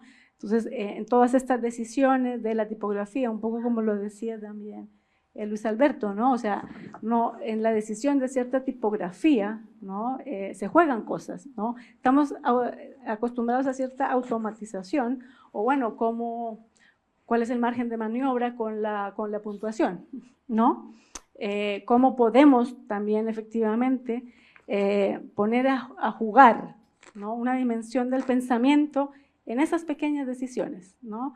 Y que es efectivamente volverlas a poner en el centro en un momento donde un vértigo como el contemporáneo no nos da tiempo para eso, ¿no? Entonces ahí también en interrumpir esa velocidad, ¿no? En apelar por una dimensión más lenta, que es lo que implica también el trabajo artesanal, no para una dimensión nostálgica ni nada por el estilo, sino es la pregunta con cómo interrumpimos el ritmo contemporáneo que habitamos, probablemente este camino y además cómo suspendemos esta tercerización que está en todos los ámbitos. Nosotros no hacemos libros completamente, a lo sumo hicimos en pandemia algunas plaquettes que ahí pusimos en obra lo que implica efectivamente hacerse cargo, ¿no?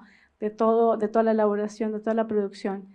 De la escritura, ¿no? de un libro, pero claro, tiene que ver con que volver a poner todos los eslabones que necesita y se implican en la producción de un libro también te da una visión, ¿no? sobre esa escritura que cambia radicalmente hoy cuando estamos mucho más habituados a la interacción por aplicaciones, ¿no? O sea, lo que la aplicación también lleva al paroxismo es finalmente esa distancia, ¿no? material, ¿no? Con la abstracción también, ¿no? La virtualidad. Un poco eso podría decir, porque efectivamente sí hay un proyecto que vincula edición y crítica.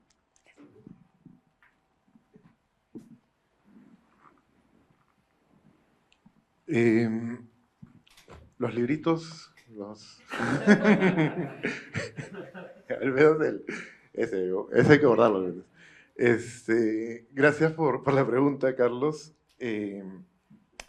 Bueno, tendría que decir primero que para mí la editorial es un proyecto crítico. O sea, tal cual he planteado desde el inicio lo que significa la balanza para mí es continuar a través de la edición un proceso de conocimiento de las mediaciones en los procesos de creación, impresión y distribución, ¿no? El libro de la máquina de hacer poesía que escribí básicamente me dijo, la manera de seguir esta manera de investigar la historia del libro, la historia de las mediaciones en impresiones, es hacer una editorial, ¿no? Entonces, de por sí ya, digamos, no lo veo como un emprendimiento, si quiere, sino como parte de un proyecto crítico en el que, bueno, también ahora cuando Santiago me decía tu filiación institucional, dije, bueno, poner la balanza, ¿no? Desde la editorial también creo que se produce pensamiento, etcétera, ¿no? Ahora, igual a mí siempre me gustan las definiciones sobre edición, qué es la edición, qué es el editor, ¿no?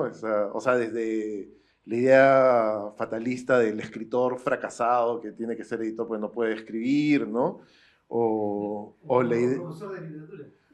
O profesor de literatura, o también estas miradas más megalómanas, ¿no? Del editor como creador, ¿no? Una especie de Pierre Menard, que lo que hace es, ya solamente por el hecho de elegir una serie de libros, ya es ser el verdadero autor del libro, ¿no? También hay editores así. Pero creo que simplemente lo entiendo al editor y en esta relación crítica como una especie de instancia material de la cultura impresa, ¿no?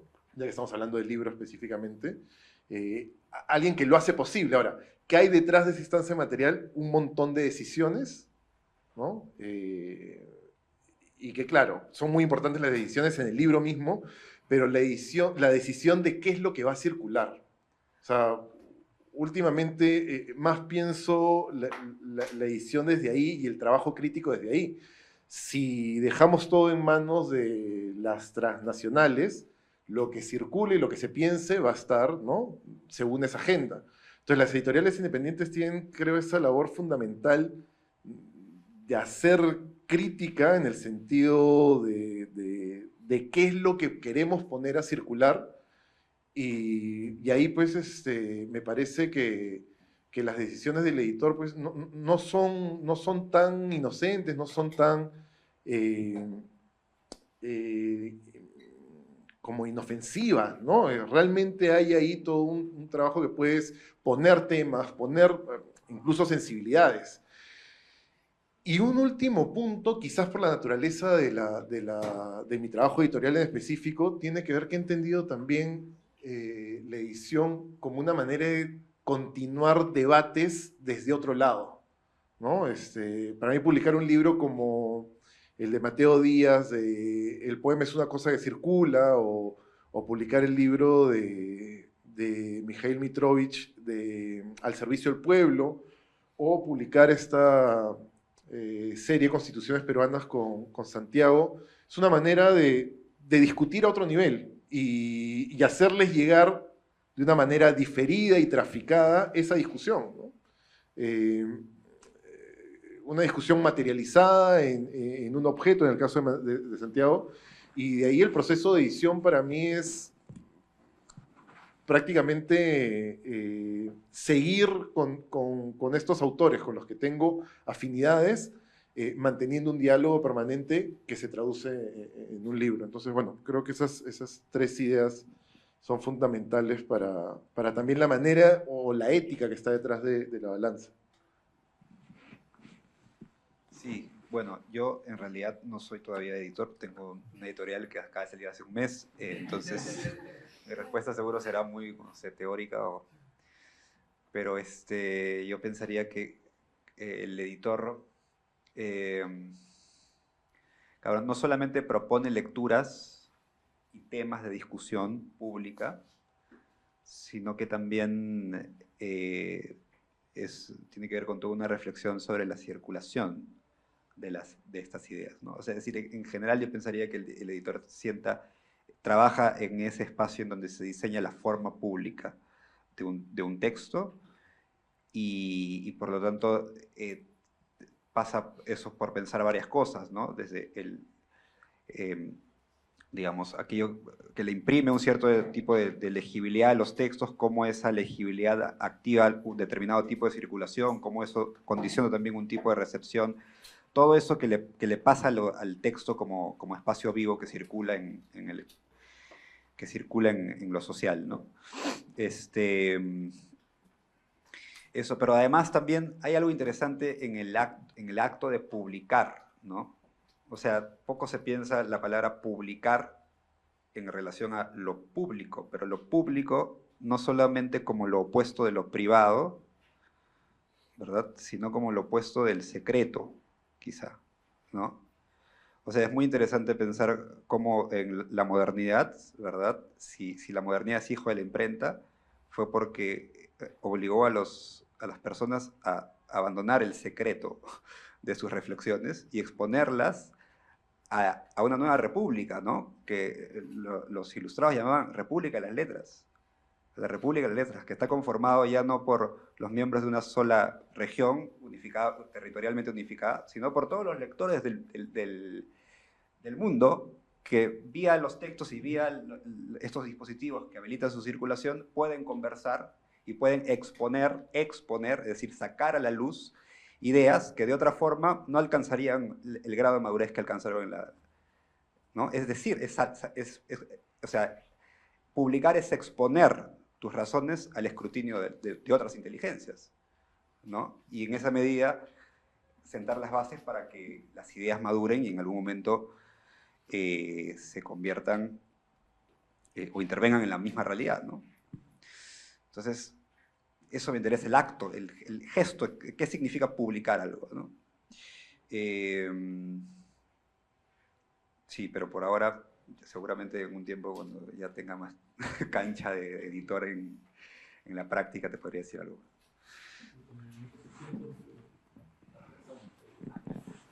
No sé si hay alguna pregunta más, alguien quiere hacer algún comentario. A ver. Buenos días aún, ¿no? Buenas tardes ya. En primer lugar, felicitar la exposición de los 3 exponentes. Han sido bastante interesantes, ¿no? Y sobre todo porque giran alrededor de un concepto, un entendimiento de lo material, ¿no? Que si bien varía, en todo caso se relaciona directamente con el texto, ¿no? En sus diferentes facetas, no sea lo editorial o la impresión, que generalmente es vista como una producción artesanal en el primer caso. En el segundo, con los aparatos o las tecnologías o dispositivos que configuran de alguna manera la percepción, y en la segunda instancia. Y en el tercer caso entiendo que tiene que ver con la puntuación o el uso del espacio.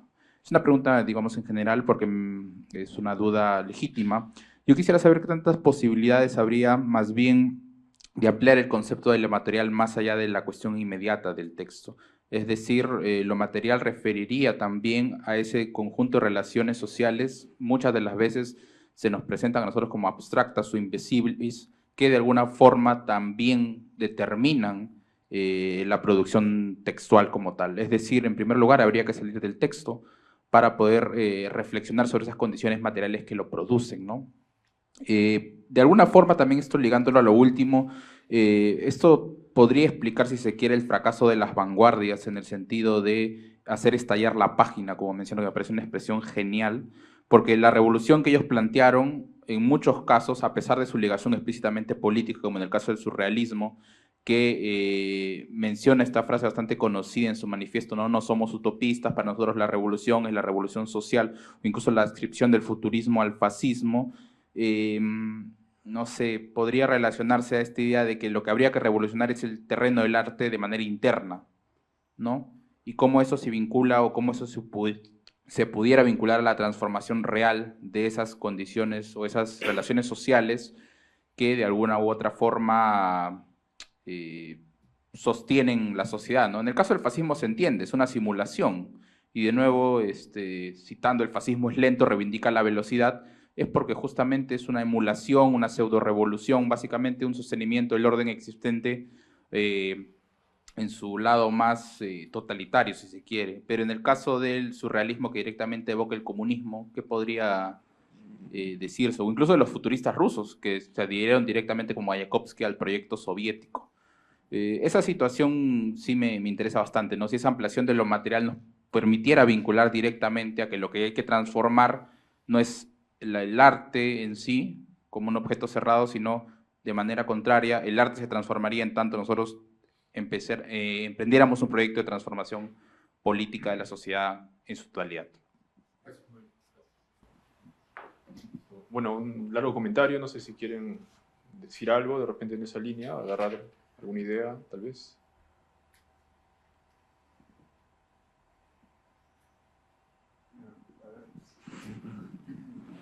Sí, bueno, gracias. Sí, bueno, lo de hacer estallar la página en el futurismo yo creo que tiene que ver también con una conciencia sobre cómo el desarrollo de la tecnología condiciona también el modo en que, en este caso, el lenguaje circula y pueda tener algún tipo de impacto relativo a su alcance, principalmente, ¿no? O sea, en el futurismo creo que hay, y de ahí esta idea de electrificar la voz, ¿no? Es decir, ¿cómo hacemos para que las ideas circulen a la altura de la velocidad de los nuevos tiempos? La voz, o sea, si el envase de nuestras ideas es la voz, bueno, el alcance de la voz físicamente es limitado, ¿no? La respuesta frente al canal del sonido, ¿verdad?, que fue por mucho tiempo el único canal de nuestra comunicación, fue hacer que el sonido sea portátil. O sea, espacializarlo, ponerlo en un objeto que se llama texto impreso, ¿verdad? Y ahora es esa suerte de voz diferida que el texto encarna, lo que viaja, ¿verdad? Pero de todos modos, lo que viaja es el papel, es un objeto físico que se tiene que desplazar en el espacio. Y eso tiene también su demora, ¿no? Los futuristas captan ese momento en donde el lenguaje puede ahora circular y viajar a una velocidad que se emancipa de la velocidad propia del todo medio físico. Por eso es telegrafía, imaginación sin hilos en relación a la telegrafía. Es por primera vez en la historia, las palabras pueden viajar a la velocidad de la electricidad, ¿no? Ya las distancias físicas, por lo tanto, se van convirtiendo en algo cada vez más irrelevante, ¿no? La comunicación instantánea. Ese tipo de reflexiones que tienen que ver con la forma, con el dispositivo, con lo que Beto llamó aparato, ¿verdad?, más que con la calidad estética o técnica de la obra en sí misma, creo que son las que animan a las vanguardias, ¿no? Principalmente. Eso está, el futurismo siempre con sus contradicciones, ¿no? Siempre, porque por un lado dice esto, pero realmente no son los más avesados a la hora de experimentar con la forma. Siguen haciendo cuadros, ¿no? A pesar de que dicen que hay que matar a los museos, ¿verdad? Y bueno, la contradicción más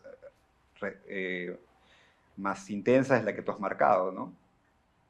Vindican la velocidad y por otro lado apoyan al fascismo, que es, como tú lo has dicho, una fuerza reaccionaria que más bien intenta como anclarse en algún pasado milenario, ¿no? Lo que quieren es finalmente tienen añoranza de Roma finalmente, ¿no? De lo que fue el imperio, digamos.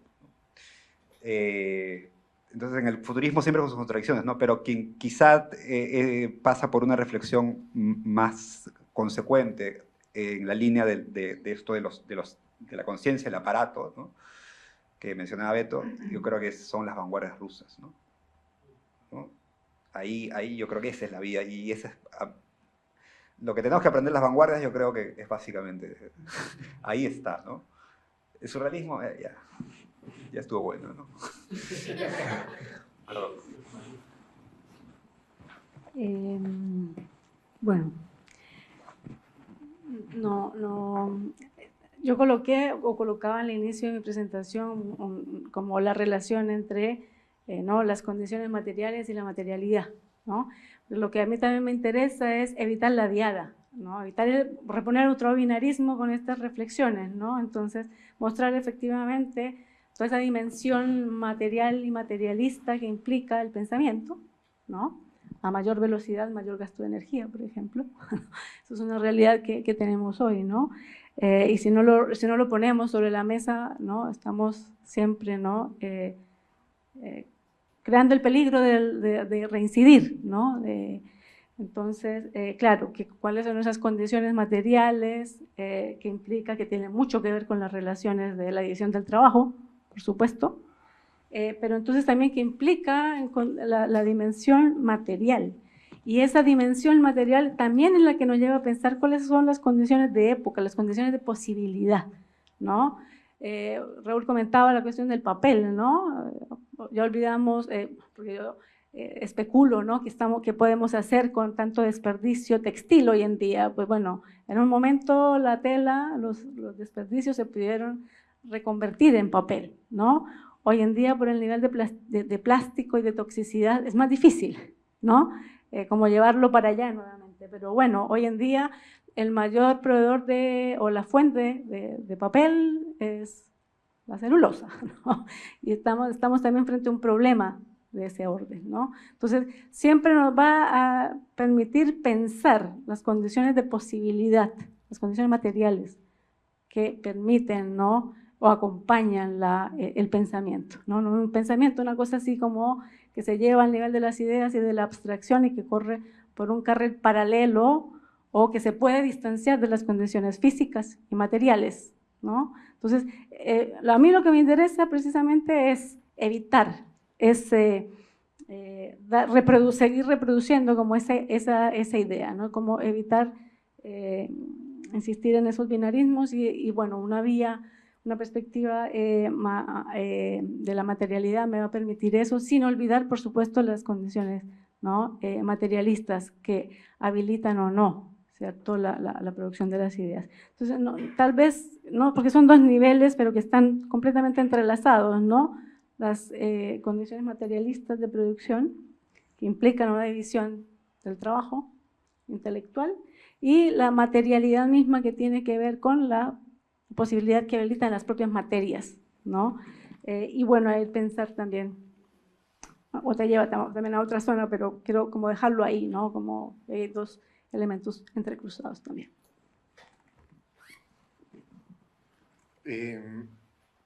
No sé si entro directamente a lo que te planteabas, pero al final de cuentas, más allá de poder ver esta mirada material a veces como un vitalismo, creo, por más que algunos no lo quieran aceptar, esa forma de reconciliarse con el presente, ¿no? Con el suelo, es un enfoque, ¿no? O sea, a mí me gusta siempre el ejemplo de esto que decía Arguedas, de que Amauta crece con las carreteras, ¿no?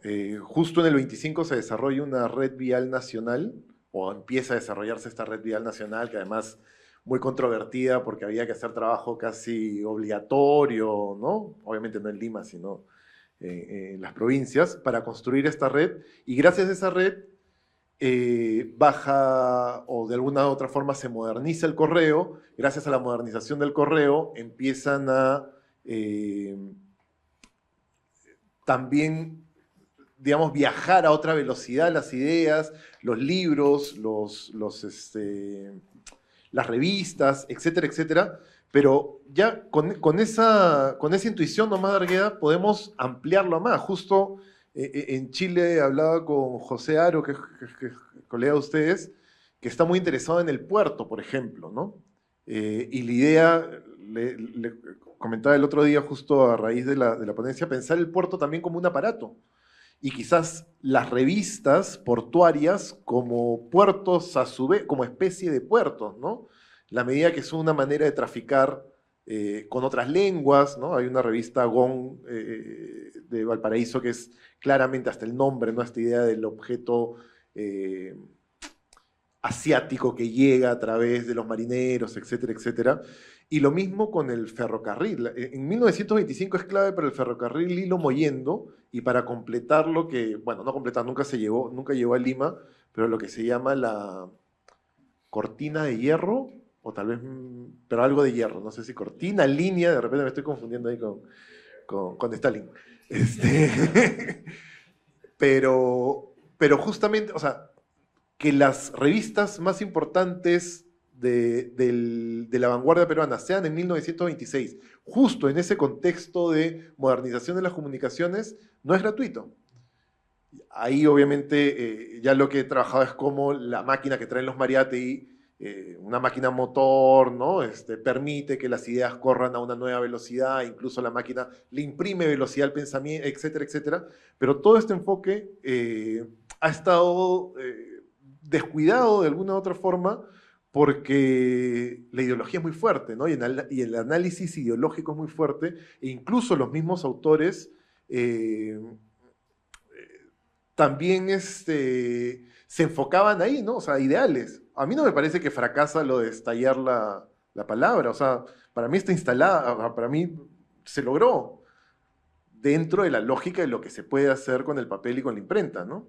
Entonces, a mí me parece que ese enfoque hay que seguir dándole vueltas, hay que entrar mucho más profundamente en ello. O sea, ahora que escuchaba lo de los puertos, a mí decía, claro, pues, ¿no? O sea, hay que pensar materialmente los puertos y qué tipo de transacciones estamos hablando igual desde la estética, ¿no? O sea, desde el arte, ¿no? Más allá de lo comercial. ¿Qué tipo de obras de arte nuevas o qué tipo de publicaciones nuevas permitió la modernización portuaria de la década del 20, ¿no? O en fin, así como podemos pensar el automóvil vinculado a cuántos poemas, ¿no? de Sendrars, o bueno, el automóvil, el ferrocarril, el tren, etc. Creo que es importante seguir en esa línea porque es una manera de salvar esto que decía Nietzsche, ¿no? Somos los más desconocidos para nosotros mismos. O sea, es una manera de autoconocimiento tardío, porque sí, pues así la crítica es perezosa, es así, no es rápida, es así, es perezosa, ¿no? Llega tarde, pero bueno, espero igual que este tipo de espacios den más lugar y a publicaciones también, ¿no? Porque al final de cuentas es más fácil después mantener el intercambio justamente con la palabra impresa a veces, ¿no? Muy bien, creo que con esto ya podemos dar por concluida nuestra larga jornada de hoy. Un aplauso para nuestros invitados. Muchas gracias por su asistencia. Ha sido un gusto. A nombre del Grupo de Arte y Estética también por su participación. Gracias.